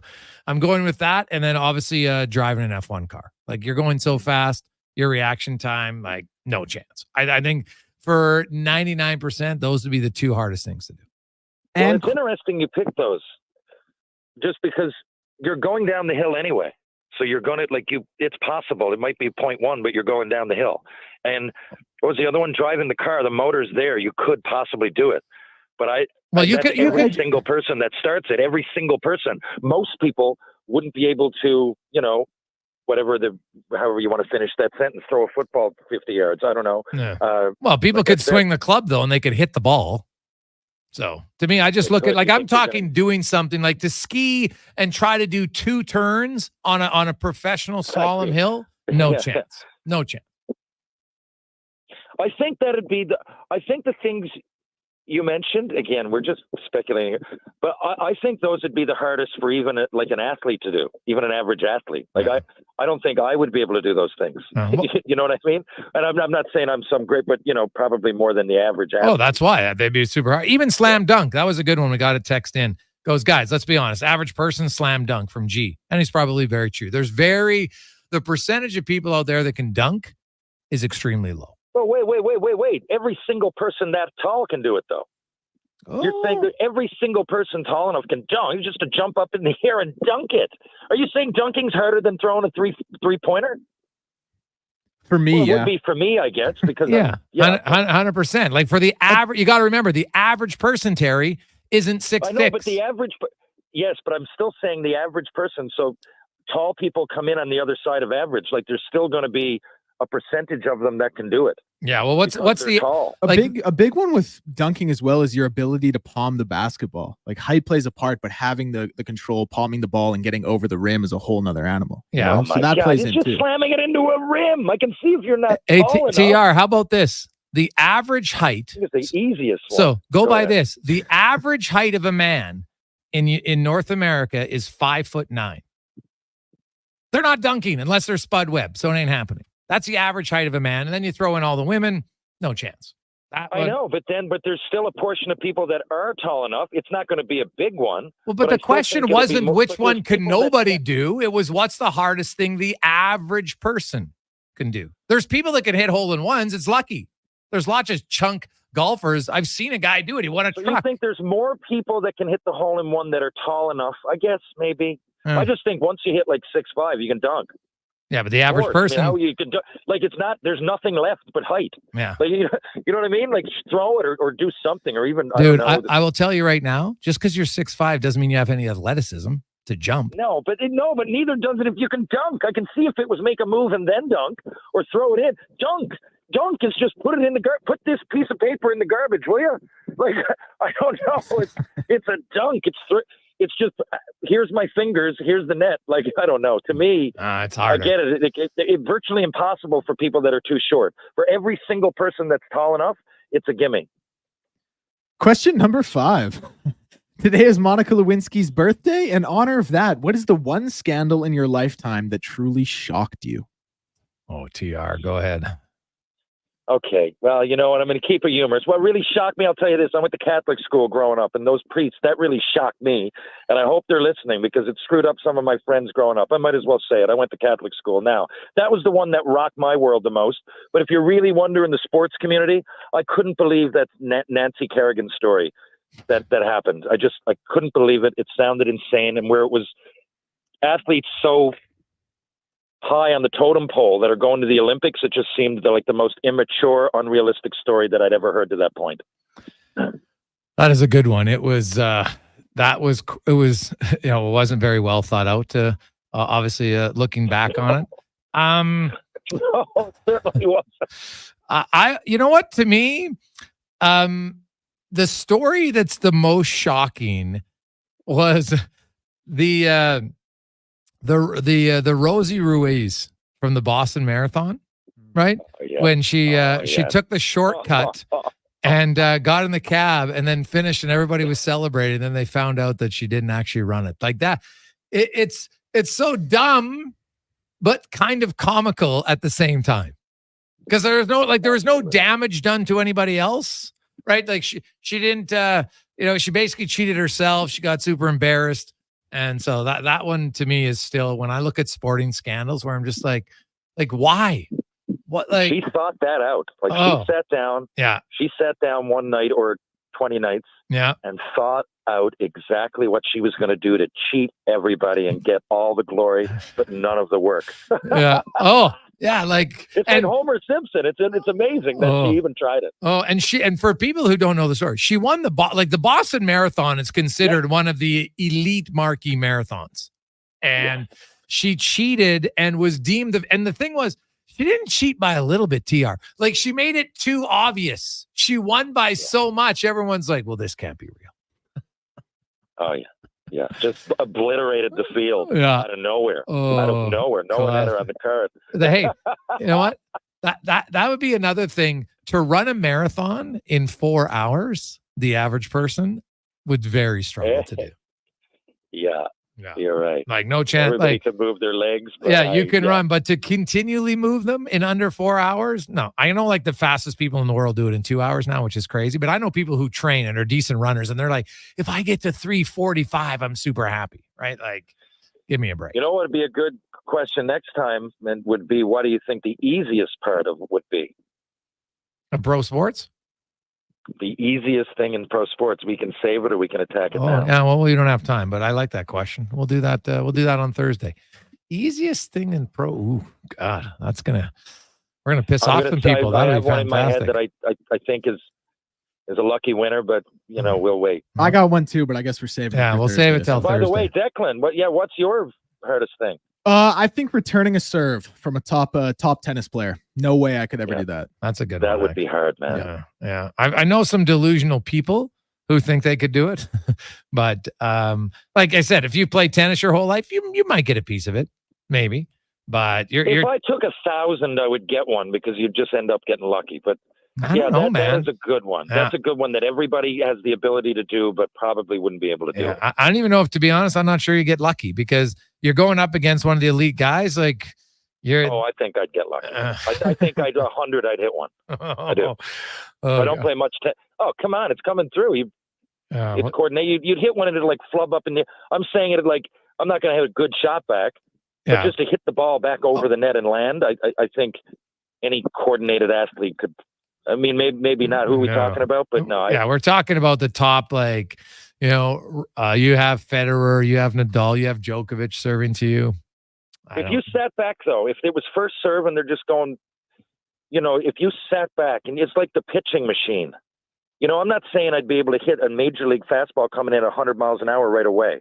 But if you sat there and you saw it, you'd start swinging early, and then boom, you'd hit one, right? I think like that. No. Who knows? Oh, wait, I would like to try this. Get Terry Ryan 100 serves from a tennis player. I'm game. I would enjoy watching that. So we might have to find out. I'd go two hand grip too. Just clutch that thing and just wait. Yeah, just to see. Yeah, like, you might get contact, but are you actually going to hit it back in between the lines? I think I get contact. I think a few times. Right. I don't think it'd be good contact. I'm saying one of these is going to like bounce up in the air. And it's going to land. It's going to have to land somewhere. And if you just take the law of averages around me, if it lands over there, right there in the in spot, then I win. 100, I think I could do it. Yes. All right. We'll see. Not a good return, but I think, yeah, I do. Maybe I'm a total fool. I'm sure that people are going crazy now laughing at me, but I'd like to try. Yeah. Well, hey, we'll find some tennis people. See if we can make that happen. Well, tennis people wouldn't even be the thing. Yeah. You'd need a pro or something. Well, yeah, but we would try like a top 50 player, somebody around who's like an elite level tennis person, and just start there. Because if you can't hit it against them, you sure as hell hitting it ain't going to get it against the top you're exactly right. Yeah. And if I can hit it against them, then we're onto something. Yeah. Well, you'll move up the ranks. We'll move Next up the time ranks. I'm in Edmonton. Yeah. All right. Any tennis players out there? We'll see. I'll get it on video. Just be counting. Hey, that's last one thing I'll say. I know we're going over time. We should do get a pitcher out there. Get a tennis player, get some basketballs, maybe go through 3 or 4 of these things, make a challenge of it. Maybe be a little thing to do on the side. Oh, trust me. There's a lot of people who think the dream is not over. So that would be good. I would be into it. So we'll see. Maybe, you know what, maybe we'll talk to coach of the Riverhawks. We'll get you to stand in on one of the Riverhawks guys throwing some curveballs and sliders. See if you can hit it.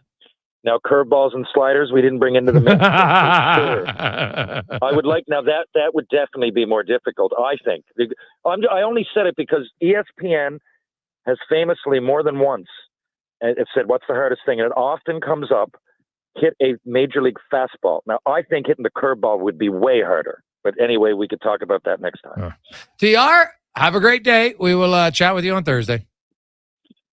Thank you, Declan. Thank you, Jason. Thank you, Edmonton. And we'll chat again soon. That's Terry Ryan.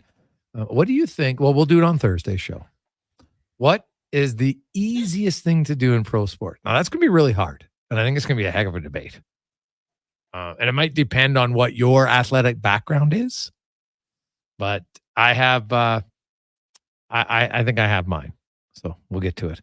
But first, let's get to Declan Kruger and a Sports 1440 update brought to you by Booster Juice. And you can try the Cookies and Cream Booster Ball, a tasty little bundle of almond butter, maple syrup, coconut, and gluten-free cookies. Download it today only at Booster Juice. Here's Declan. This is a Sports 1440 update.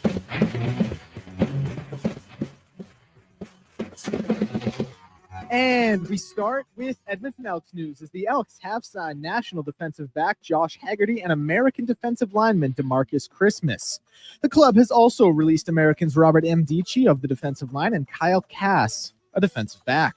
Mdici suited up in 4 games for the Elks this season where he had 7 tackles and 2 sacks. Cass had not seen any game action for the Elks this season. Other CFL news, Cody Fajardo is doubtful, and AJ Ouellette is out as the Owls battle the Riders on Thursday. News around the NHL world as Kyle Dubas and Julien Brisebois have been added to Team Canada's management group for the Four Nations face-off in February. The Toronto Maple Leafs have re-signed restricted free agent forward Connor Dewar on a 1-year, $1.18 million deal, and the Sabres have avoided arbitration, signing newly added RFA Beck Mallenstein to a 2-year, $2.7 million deal. Scores around the majors right now, 4 games in action. Orioles and Marlins in the top of the second sees the Orioles lead 1-0. Tigers and Guardians, Cardinals and Pirates and Padres and Nationals all tied at 0-0, all games in the bottom of the second. The Reds and Braves, the only other game in action right now. That one currently delayed due to the rain at the top of the first. Getting going in about 3 minutes time here, we'll see the Tampa Bay Rays in Toronto taking on the Blue Jays. First pitch, like I mentioned, at 5:07, and it will be Jose Barrios on the mound in that one. News out of the NFL world as Matt Stafford reports to camp after a contract adjustment, but not an extension with the club. And the 49ers have fully intended for Brandon Ayuk to remain with the team and report for training camp. The Edmonton Riverhawks in action down tonight as of right now, 5:04 p.m. against Nanaimo. Sitcom night for the Riverhawks down at Remax Field. First pitch at 7:05 p.m. In hour 4 of the Jason Gregor Show, we'll be joined by Mark Spector for the Spec Report. I'm Declan Kruger, and this has been a Sports 1440 update. Sports 1440 in West Edmonton Mall and Wetaskiwin. CKJR is a Stingray radio station. Download the free radio player app and listen wherever you go. Now, all sizes of premium roast coffee at McDonald's have a new low price starting at $1 plus tax for a small. It's great if you love great tasting coffee. $1 small premium roast coffee every single day. Must be McCafe. Plus tax at participating restaurants in Canada. Excludes delivery. The job isn't done until the last load is hauled, and having a semi-trailer out of commission is not an option. Whether replacing or adding to your convoy, Edmonton Trailer has a huge inventory of new and used semi-trailers, trusted by the gravel, logging, oil field, fluids, and freight industries. Find a trailer right for you online or at one of their 3 locations. For sales, service, parts, rental, and finance, when you're in it for the long haul, Edmonton Trailer. Excavators, loaders, lifts, compaction equipment, and more. Find the XCMG construction equipment you need. Available for rental or sale at Japa Machinery Group. Japa, helping build Alberta from the ground up for 50 years. Visit japamachinery.com. At Toyota, we understand life's full of winning moments, like winning shotgun in an epic game of rock, paper, scissors. Boom. Paper covers rock, Carl. And we design our award-winning vehicles with your needs in mind, giving you a front row seat to all life's victories. Except you, Carl. You're in the back. It's time for everyday wins. It's time to Toyota. Lease a 2024 Tundra 4x4 double cab SR5 from $159 weekly for 60 months at 5.99% with $6,599 down. Visit shoptoyota.ca or your local Prairie Toyota dealer today. Tim's Maple Bacon is back, featuring crispy, naturally smoked bacon with a sweet and savory maple glaze and a 100% Canadian fresh cracked egg, all on a new cheddar croissant. Try Tim's Maple Bacon breakfast sandwich today at participating restaurants in Canada for a limited time. It's time for Tim's. What you say? That you only meant well, cause you did. What you say? Take time to reload. That is unfolded. Because it is. Portions of this hour brought to you by Crystal Glass. Your clear choice for residential windows, locally manufactured and installed, Crystal Glass provides a beautiful product and incredible customer services for all your residential needs. Call 310 Glass or visit crystalglass.ca for a quote. From puck drop to kickoff, it's the Jason Gregor Show.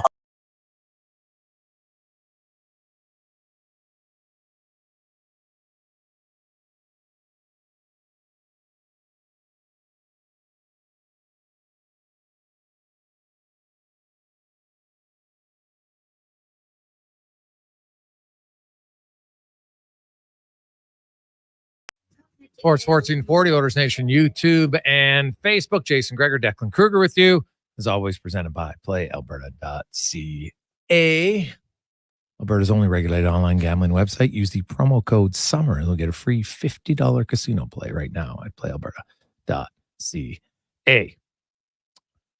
Lots of text coming in. And also, the Riverhawks just announced that tonight's game has been postponed and they will try to play a doubleheader tomorrow. So if you have tickets to tonight's game, obviously you can get reimbursed or you can use them for tomorrow. So the air quality right now is just not safe enough.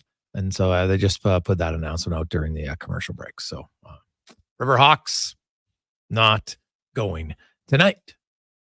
Let's get to the spec report brought to you by GS Construction. They are rolling all the time. If you're looking for a great place to work, go to Indeed.com and look up GS Construction as we welcome in Mark Spector. Spec, we were having the conversation earlier. It had a lot of people's opinion on it. What do you think would be the most difficult thing in sports for the average person to do? Yeah, I was listening to that. It was interesting. And Terry's right. It's one thing if you told a guy you're going to sit there and the pitcher's going to hum fastballs at you and you're just going to time them out. Well, yeah, eventually anyone could put the bat in the right time, the right place, but that's not how it works. Like the question should be, what's the most difficult thing to do? To go face a major league pitcher and get a hit. And I don't know if he's throwing a changeup, a curveball, a slider, right? A fastball. Like you got to go in the way the guy in the major leagues goes in. So that's a whole different conversation than standing there while a guy throws the same pitch over and over and over. So I'm not sure it gets harder than trying to hit big league pitching, frankly. That's probably as tough as it gets. I don't know. What do you think? Like the other thing is, Jay, there's a lot of things that we just physically can't even do. I'm 5'11". I can't palm a basketball. I can't slam a basketball. I'll never slam a basketball. I can't hit a drive 325 yards. I'll never be able to do that. It's not even a question. So those things don't really count, right? I know you guys talk about hole in one. That doesn't, No, that's not. That's like a freak thing, right? That's like saying the Grand Slam.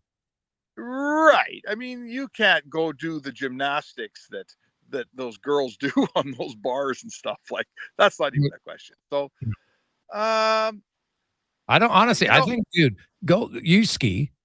Going on a slalom course, like you're a good skier, but would you go on like a World Cup slalom course? No chance. Like how put it this way? How many gates would you last? Do you think realistic? And you're a good skier, but how many do you think you could last?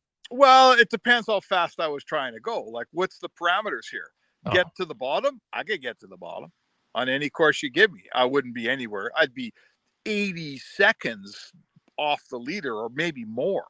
So if you're telling me I have to go all out like they do, yeah, I'd last 2 gates.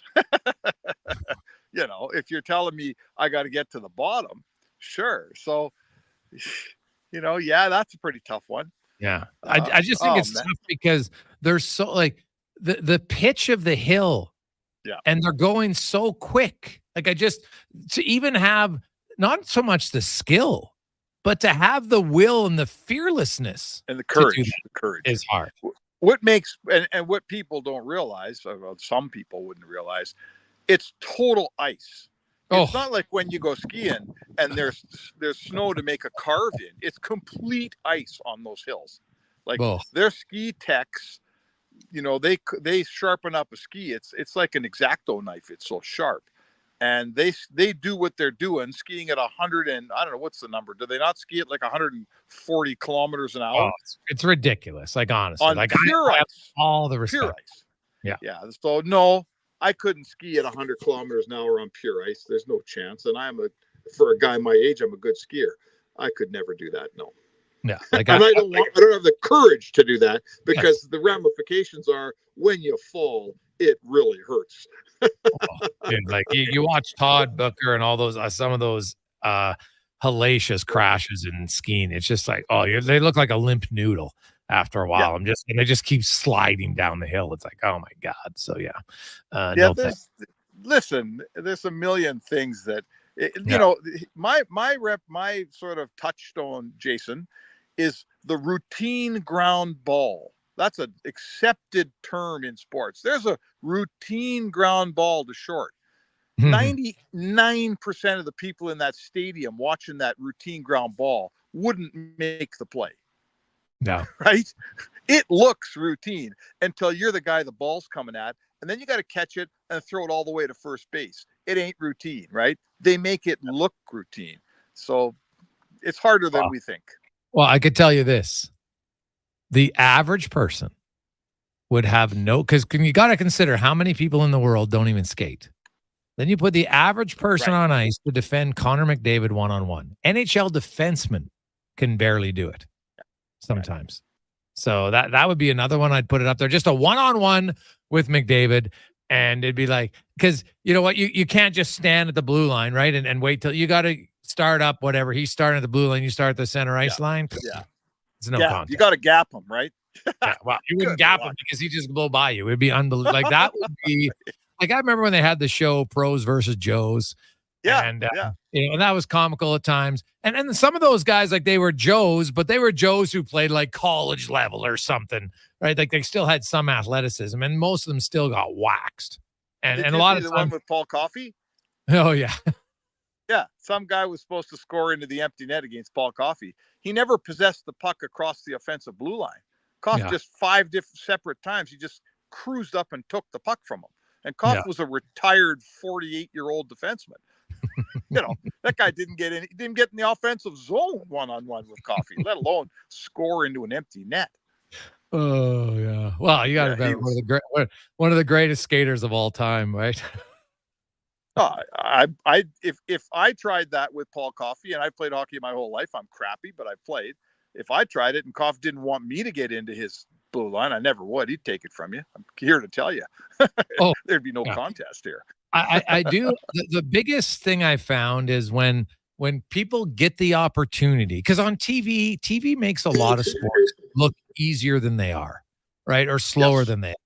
And the number one thing that happens is when people get an opportunity to see them up close and personal, whether it's sometimes it's on the ice or, you're on the court and you get like a rare event and you're sitting right close and all of a sudden you're like, oh my God, like look how big and how fast and athletic or whatever the sport is, right? Or here, catch a ball from a guy zinging it across the middle. And can you actually get your hands on it and not break your fingers, right? Like there's so many elements of different sports to do. Like I would even say, just try to like I played soccer and I was a good soccer player, but dribbling, I sucked at dribbling. Now I could kick the ball, both feet, that part but I was never a great dribbler, right? To even show, okay, we're just going to pass you 100 balls, let's see you try to receive it properly without losing control. Another one they make it look so easy and it would be embarrassing for 99% of us. Yeah. When that goalie punts a ball or kicks a ball and it goes, 55, 65 yards, and the guy takes it on his chest and it just settles on his boot. Like, go try that sometime. Go at the park with your kid, try it from 25 yards, right? See how easy it is. Those guys make it look easy. It ain't easy. No, not whatsoever. What's your thoughts on Evason over Woodcroft in Columbus? Well, it is interesting. This I don't know I should probably add up. Do we think we know the exact number of jobs that Woodcroft has interviewed for but did not get?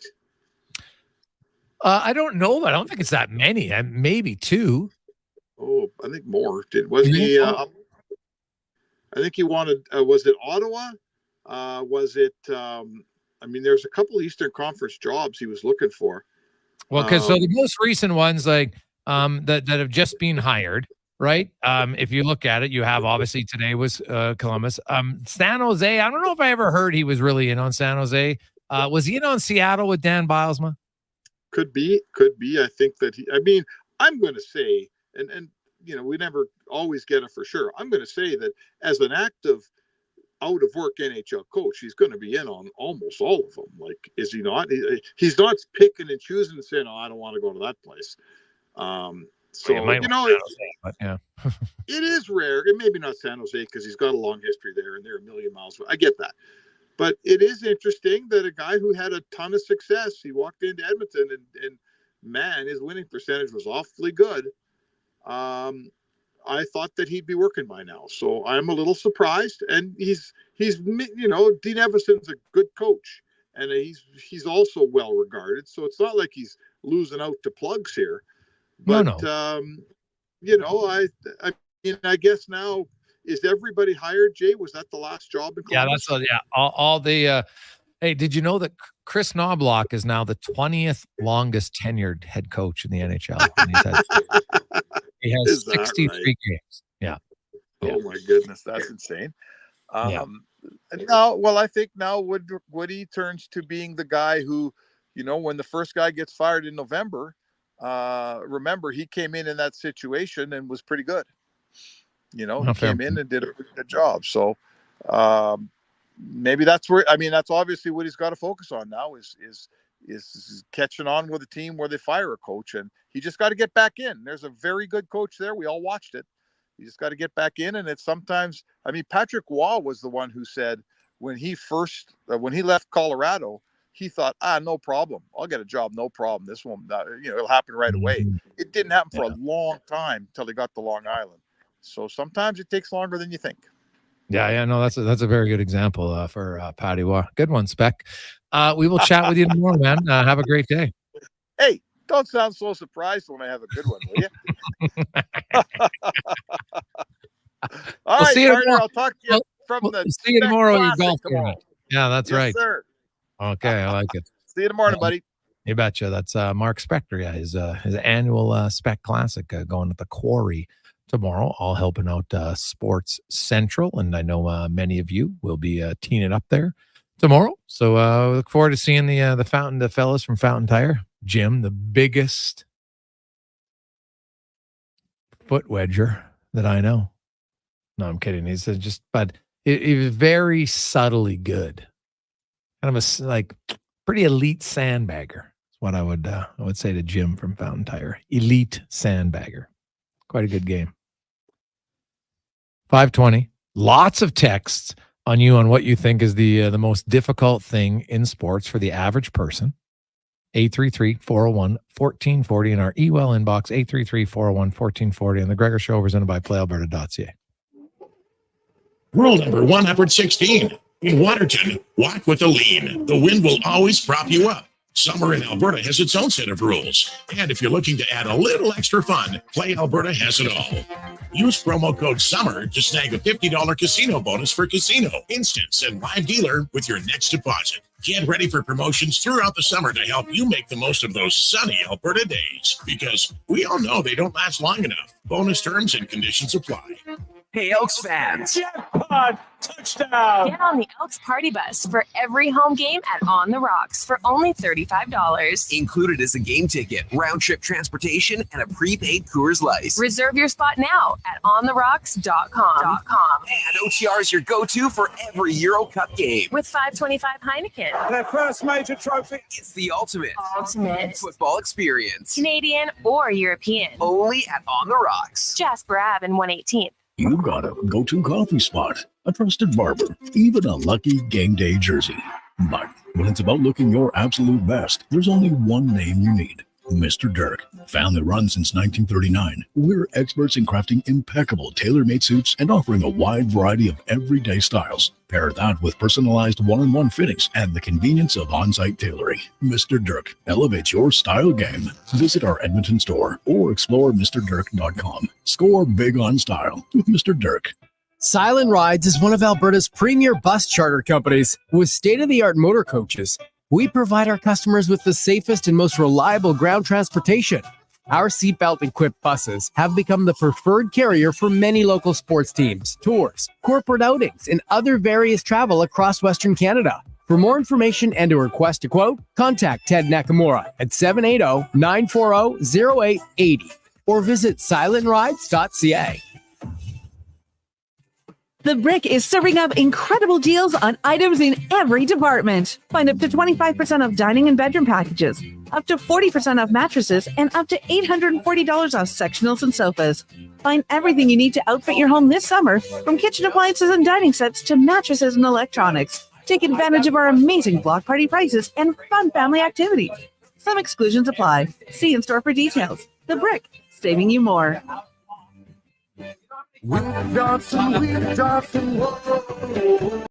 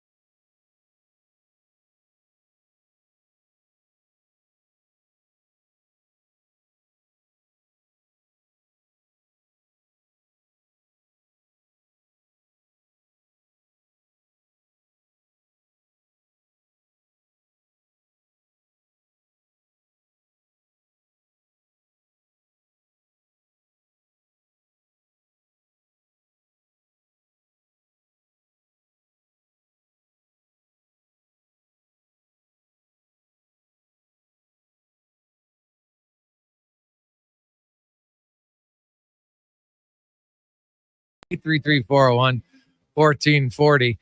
Many of the basketball communities like, hey, you tell Terry, we'll bring the basket down 7 inches, still can't dunk. And I think it's true. Just because you're 6'4" doesn't mean you can dunk. Like, not at all. You and even if you think you could just stand there from a stationary and dunk, no chance. So now you got to have some sort of coordination. I'll even give you a travel. Carry it 5 steps. I don't care.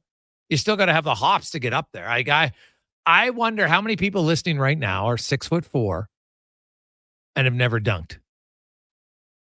I would love to know the average 6'4" person and how many times they've dunked. Because I got a few buddies who are 6'4", 6'5", they can't dunk because they got no hops. They can't jump. Just because you're tall doesn't mean that all of a sudden you get go-go gadget arms. Even if your arms are tall, you still got to be able to jump 1.5 feet, 2 feet vertical. It's not that easy. Now, they make it look easy. Hey, boys, we're talking about the hardest thing to do in pro sports for the average person. Wesley says, riding a bull. Wesley, that is a very good answer. Number one, fear factor would remove 50% of people. They're like, I'm not trying it. Then the wrist strength, the forearm strength that is required to ride a bull, not to mention all your core strength and coordination, is off the chart stuff. I'm a farm kid. I grew up on the farm. I did mutton busting. I rode young calves and steers. Then I went and rode steers at my cousin Rod Warren's place. He was the all-around Canadian champ for years. I rode steers at 15, and it was one of the worst pain of my life. And I knew what I wasn't scared of. I'm still not scared of animals, but I was like, oh my God. Like, it is so hard. They make one turn and you're going the other way. And I would ride it. You're thinking, okay, I got it the next. No, because every time is different. Just when you think, it's not like the bull just gets out there and just spins same direction. No. So riding a bull, Wesley, that is a very good one. Very good one. Hey guys, former pro motorcycle road racer. One corner dragging your knee at speed. Guess that's pretty focused. Would only apply to riders, really. Most fun of my life with your clothes on, though, from Rob. Yeah, that's another good one. Right? Like, how many people even want to try to ride a bike? Motorcycle, that is. Never mind try to race one around a corner at a decent speed. Now, if you're saying, hey, can I drive the motorcycle around the course? Well, yeah, sure. Lots of people could do that. But we're talking, you got to push it. That is a tough one. Hey, guys, I'm 6'3". At best, I could touch the rim, which seemed to be an accomplishment. I'm still the width of a basketball away from being able to dunk, which is more than a foot. So there you go, Dennis. I totally agree with you. When we get Terry back on, we're going to have chats. Like, I think TR is 6'3". So can he dunk? Maybe he can. Now, he's an athlete, professional athlete, so maybe he's got some hops. But I can tell you, there's lots of NHLers that cannot dunk. Lots of them. Heck, there's lots of them that can't even throw a ball. Now, we've had that whole conversation about some, you're a one-sport athlete. You focus on everything. You can't even do some of the simple things. Not ideal. Hey, boys, I'm 6'3". When I got drafted into the WHL, I did the vertical.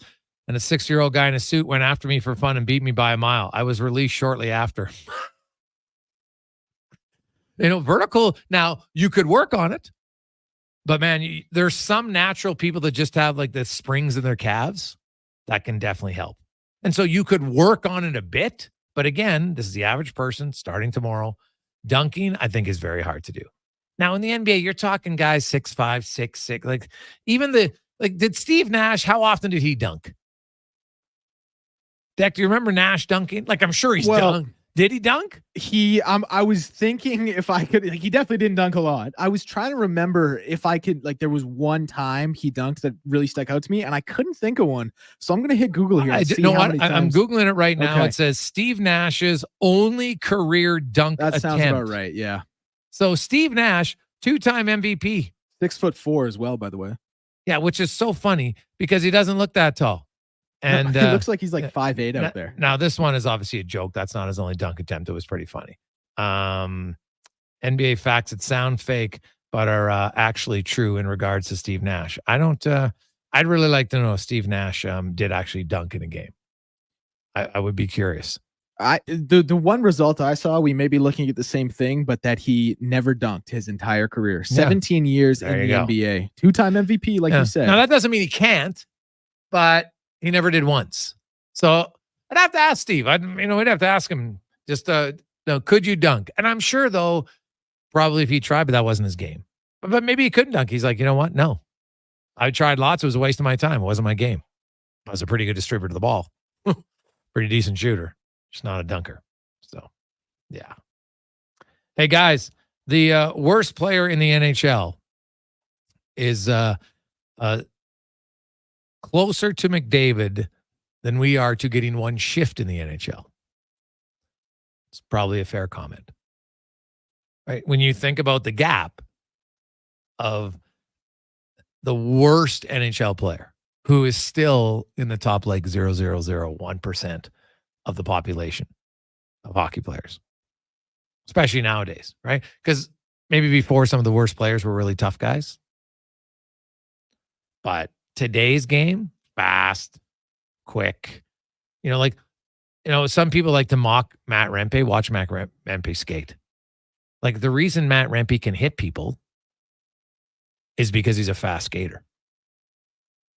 I think that's a very fair comment. Like, I think at times we take for granted, just like you take for granted how elite a surgeon is, right? And many other skill sets.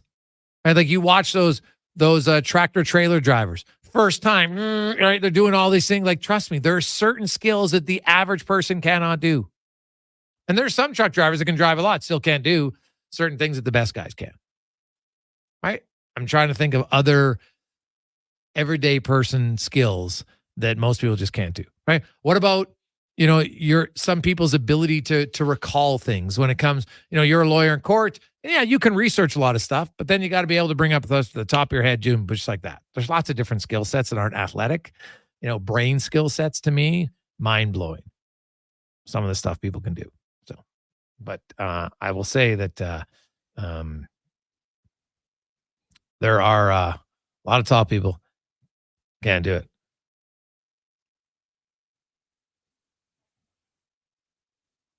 Hey guys, I matched with a girl on Tinder who asked me if I could dunk a basketball. I replied, I cannot. She said, I don't date short dudes, and unmatched me. Didn't even have to chance to tell her I'm not short. I just can't jump. From Lance. I love that. So her reasoning is, if you can't dunk a ball, then that must mean you're short. Well, I guess, hey, she knows what she wants. Don't waste time. Can't do it? Move on. No problem. So, hey, guys, you're bang on. I actually had really good hops. The problem was I couldn't hold the ball to dunk. And a two-handed dunk is harder than a one-handed dunk. True. So, yeah, maybe you've got the hops, but now you don't have the ability to hold on to the ball.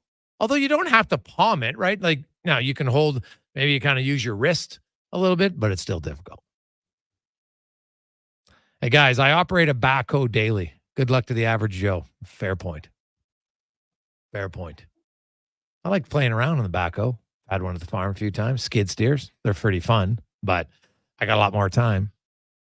Right? You see, like anything, there's lots of people out there that can specialize in something, but usually it takes a while. What does Gladwell say? 10,000 hours? Some say maybe that's more, but we'll see. Hey, guys, this is unpopular, but it's also how I feel about curling. The general audience doesn't realize how hard it is to slide while looking like doing a frozen lunge, from Benny. Well, thing about curling is I think most people could, well, maybe not, but a lot of people could get out of the hack. Now, are you going to be able to peel it to the button? Right? Could you get out of the hack and get it across the opposing hog line? I would think some could, yes. But could you get out and accurately say, okay, here it is. You got to hit it within a foot of here? Pretty tough. Pretty tough. Hey, guys, I know TR talked about it, but I have to disagree. Returning a pro tennis serve, it's not as easy as just, there's 100, I'll pick up on it. Dude, I am totally with you. TR, I let TR off on that one, but we'll talk about it again on Thursday. I think he's downplaying that significantly. Can you even see the ball for a lot of people? Like, let's just start there. I think sometimes we undervalue how good of eyesight some people. Now, maybe you can get contacts to fix it for sure, but then you got to have do you have the fast twitch muscles? Easier said than done. Do you have the fast twitch muscles that can allow you to do it? Because we're not talking just, hey, I can touch the ball with the end of my racket and it slides 90 degrees out of bounds. No, he was talking about returning a serve. I'm telling you, I think he's delusional.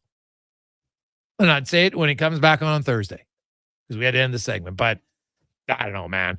I went and watched the U.S. Open, and we had good seats. And I'm sitting there watching. I'm like, how do they even see the ball? Never mind, see it, hit it, and then accurately hit it right back to a different spot on the court. Now, obviously, they practice. I understand it. But for the average guy, girl, get on the court, no chance. I used to joke with Placus at the gym because he was like, I could return a Serena Williams serve. I'm like, are you joking? No chance, dude. No, actually, no, it wasn't even a good return a serve. He thought he could get a point. He could get a set. Right? He goes, yeah, like I'd win a point once. And I'm like, what? You might win 1 point out of the whole. So it's 6-love, 6-love, 6-love. It's love, love, love. You might get a 15 once. Maybe. But even then, I'd be questioning. Yeah, it would be 6. It would be 6-0 the whole time. But you might get one, you might get a 15. point, maybe. Like, I think people don't understand how good the truly elite players are.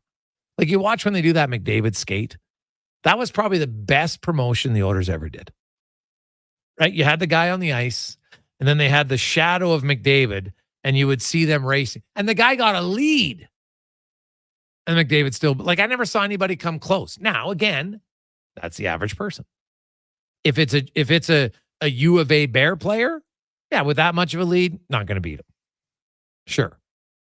But even then, U of A Bear players against McDavid in an even starting line straight race are probably losing by, from, if they did a lap, probably a good second and a half. At least. Maybe more. So 833-401-1440. Hey guys, hitting a curveball or change up from a pitcher who throws smoke, but the greatest athletic achievement I've ever seen was the guy in free solo. That's the most difficult thing I've ever seen. Chris and Victoria. Deck, what's free solo? So it's rock climbing without any ropes, without any belays, without any hooks. Yeah. Well, sure. First of all, most of us can't do it because we'd be scared spitless. Number one. Then we don't have the arm strength to do it. The dexterity, the flexibility, go down the list. Yeah, those guys are freaks. So, we talked about like even running a marathon in 4 hours. Never mind 2. 4 hours. How many people out now? Maybe you've ran a half marathon.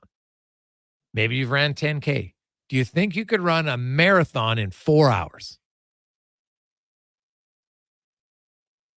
There's probably some of you out there, yes.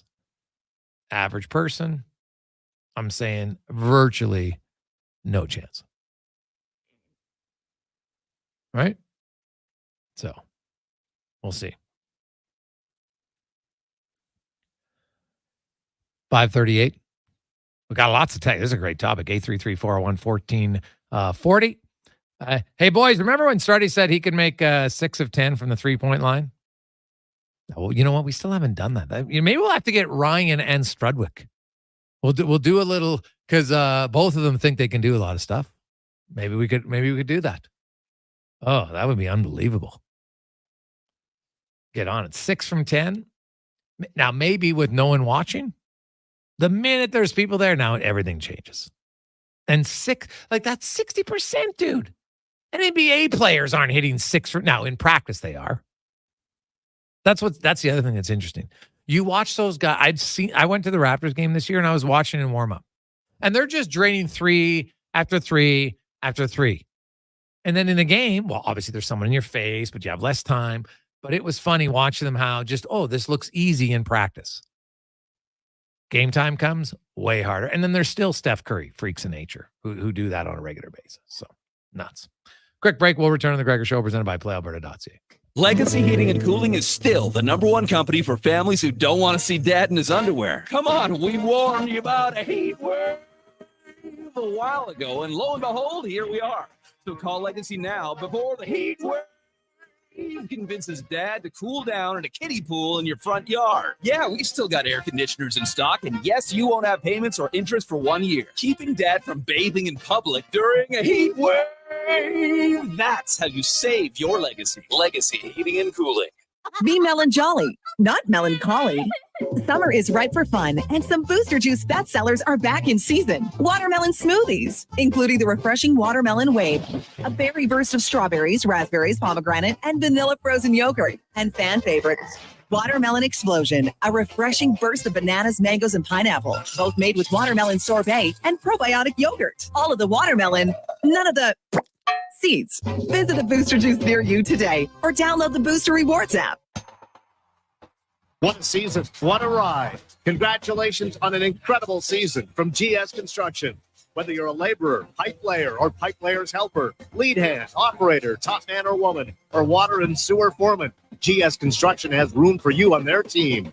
GS Construction, celebrating 50 years of laying the groundwork of Edmonton and communities throughout Alberta. Let's get to work. Get started today at gsconstruction.ca.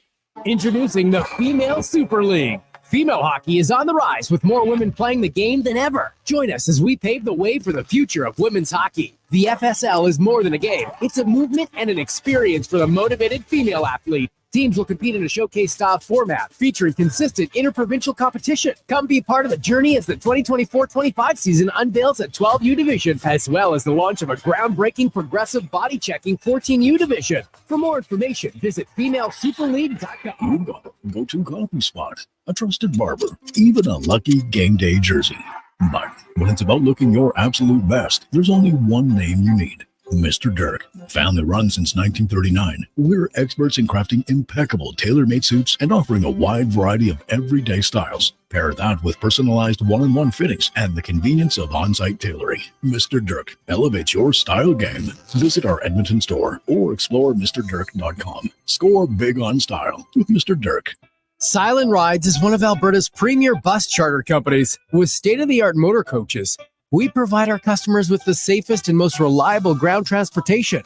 Our seatbelt-equipped buses have become the preferred carrier for many local sports teams, tours, corporate outings, and other various travel across Western Canada. For more information and to request a quote, contact Ted Nakamura at 780-940-0880 or visit silentrides.ca. Now, all sizes of premium roast coffee at McDonald's have a new low price starting at $1 plus tax for a small. It's great if you love great tasting coffee. $1 small premium roast coffee every single day. Must be McCafe. Plus tax at participating restaurants in Canada. Excludes delivery.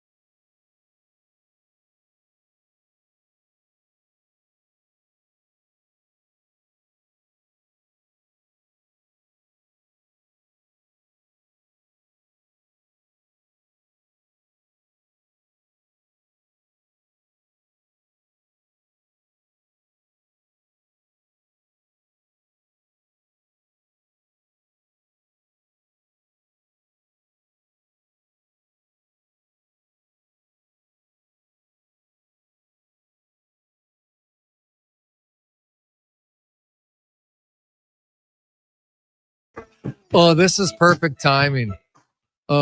Just as we're sitting in studio, they're having some of the classic lines and chirps like villains, and they got Dylan. And they got, "Who do you think you are? I am." Oh my God, classic. Talk about things you could do. You know, could you? Well, obviously, a perfect game would be like a hole in one. It's really hard. But Michelle texts in, guys, I've run a half marathon in 2 hours, but to maintain that pace for a full marathon, extremely difficult. I'm 5'4". I think I could drain a three-pointer over hitting a fastball or returning a professional tennis serve. Love the conversation. 2 hours and a half marathon. Good for you, but you're all right. So then you have to take that pace and extend it for another 2 hours. Like just mentally, that is difficult. Not to brag here, my best time in a half marathon was an hour 23. Ooh. Hang the banner, not a big deal, but I figured I'd throw it out there. So you never pushed yourself to do a marathon? No, ran 9 half marathons in my life, most of them just on my own volition, getting out there and getting road work in. I always kind of thought the people who run marathons are either people who want to prove something to themselves, nothing wrong with that, of course, and people who are legitimate runners who do it for times and time trials. And I was neither. I never had any desire to run that amount. I wasn't running for anything specific, so I just never did it. So you're basically running like a 4-minute kilometer pace. Yep. Yeah, my best 10K ever was 39:11 as well. And then, never ran any longer than a half marathon, but pretty proud of those 2 times. I'm nowhere near them now, but back in my peak. My buddy Horbs' son, Nicholas, he just won the provincials in both the 800 and the 400. And he ran his 800. He just turned 15.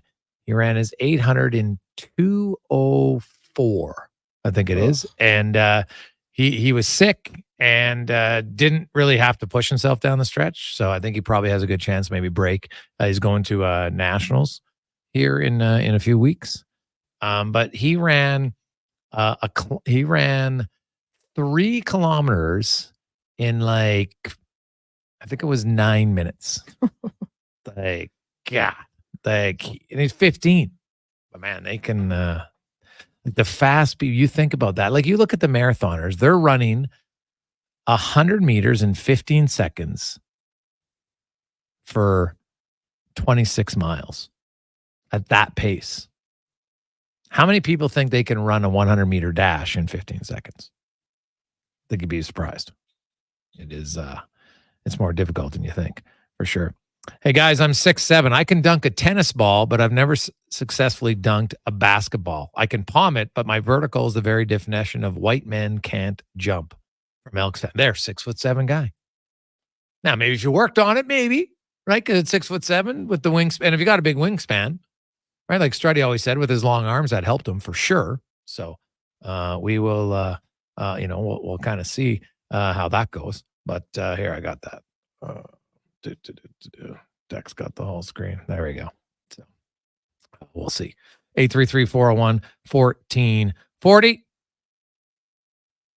Hey, guys, no average person could survive a 5-minute MMA round with someone like GSP. Well, yeah, of course, Steve. But that's not what we're talking. We're talking about doing things that are not. I would say, how many people would have the cardio to even last 5 minutes of an MMA with somebody of the same skill set? And you can't just lay down, right? What about even going 3 rounds? Do you know how tired your arms get? Like boxing. Have you ever hit the heavy bag for 40 seconds straight? It is amazing to me how quickly your arms feel like absolute noodles when you box. I got an opportunity to do it. And after 30 seconds, like, oh my God, I thought like it's one of the strength. It's really even hard to describe. It was just felt like my arms were burning. Now, Deck, I know you boxed a lot. But like boxing cardio, MMA cardio is a very different type. There's no question. All sports, like obvious in hockey, you got to have great speed, boom, boom, right? Recover, go again, all that stuff.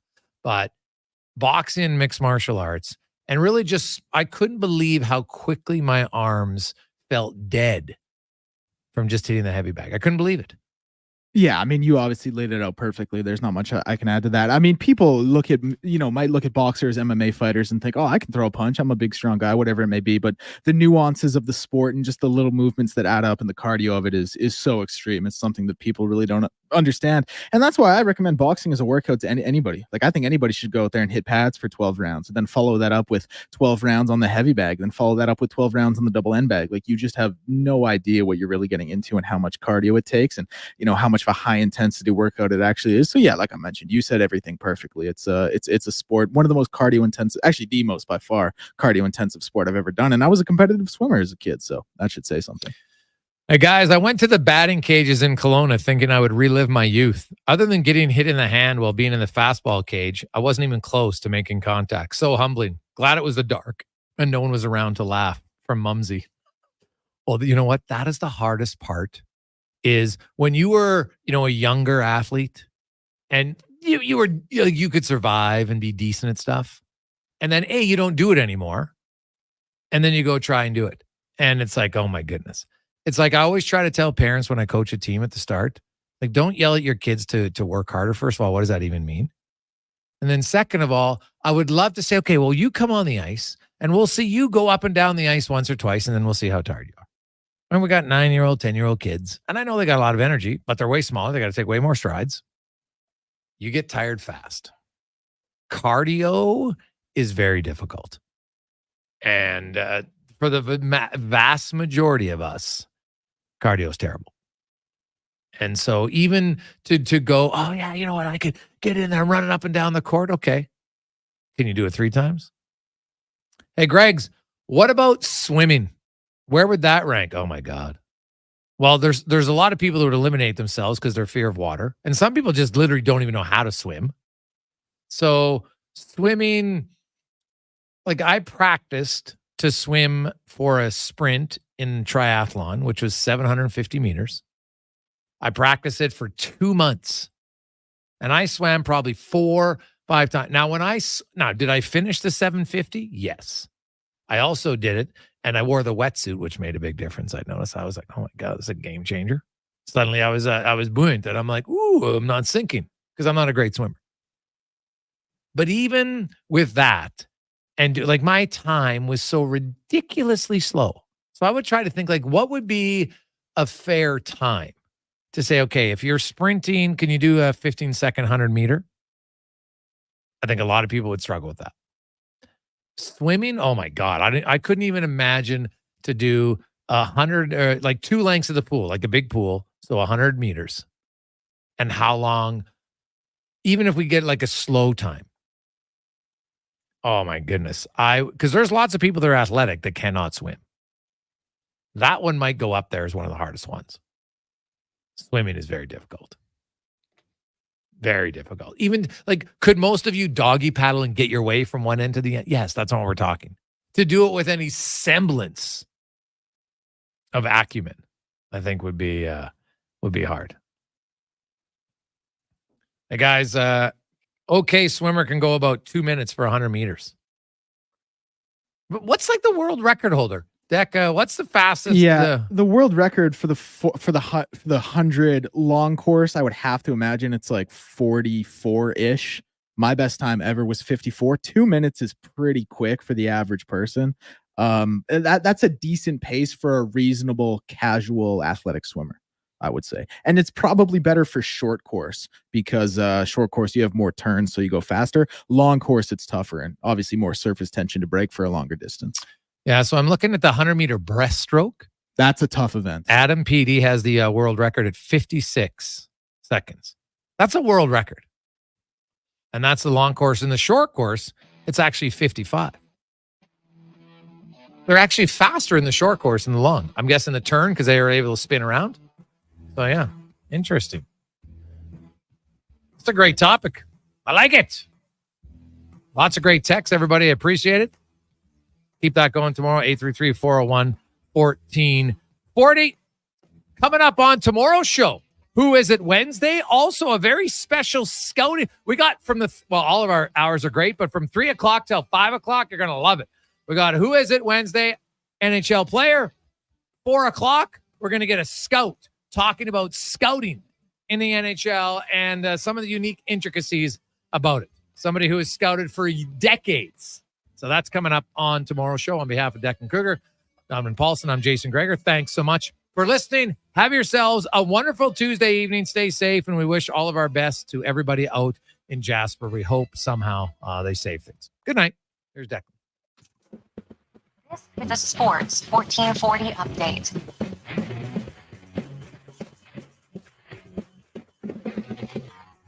And for your Sports 1440 update, we start with Riverhawks news. The game originally set to go at 7:05 down at Remax Field versus Nanaimo has been canceled due to the smoke. Instead, the club will now play a double header tomorrow versus Nanaimo. First game at 7 o'clock and second game at 9 o'clock, according to the club. Edmonton Elks have signed national defensive back Josh Haggerty and American defensive lineman DeMarcus Christmas, as well as releasing Americans Robert Nemdici of the defensive line and defensive back Kyle Cass. Nemdici suited up in 4 games for the Elks this season, where he had 7 tackles and 2 sacks. Kyle Cass did not see any game action for the Elks this year. Other CFL news, Cody Fajardo is doubtful, and AJ Ouellette is out as the Owls take on the Riders on Thursday, kicking off Week 8 of the CFL season. Scores around the MLB right now. It is the Orioles trailing the Marlins 4-3 in the bottom of the third. The Tigers and Guardians 2-2 in the top of the fifth. Bottom of the fifth sees the Cardinals leading the Pirates 1-0. One game in the top of the sixth that has the Padres leading the Nats 2-0. And for a couple games that started later, it is the Yankees leaving the Mets 1-0 at the bottom of the third, and the Toronto Blue Jays trailing the Tampa Bay Rays in the top of the third. 2 of the games delayed right now. Breds and Raves 0-0 in the top of the first when that one was delayed due to rain. Brewers and Cubs delayed at the same mark for the same reason with the same score. NFL news is Matt Stafford will report to camp for the LA Rams after a contract adjustment that will not include a contract extension, and the 49ers fully intend Brandon Ayuk to remain with the team and be with them for the start of training camp. One piece of NBA news around the league today is Reggie Jackson has signed with the Philadelphia 76ers on a one-year deal.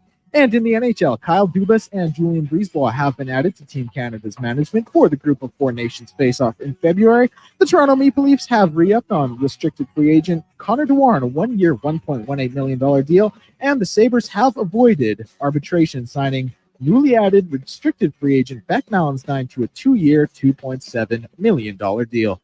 That's going to do it for us here on The Jason Gregor Show. Turn Sports is up next. Fox Sports Radio will be by at 9, and Brandon Douglas and Kevin Carius will resume the Sports 1440 proceedings at 7 a.m. tomorrow morning. I'm Declan Kruger, and this has been the Sports 1440 Update.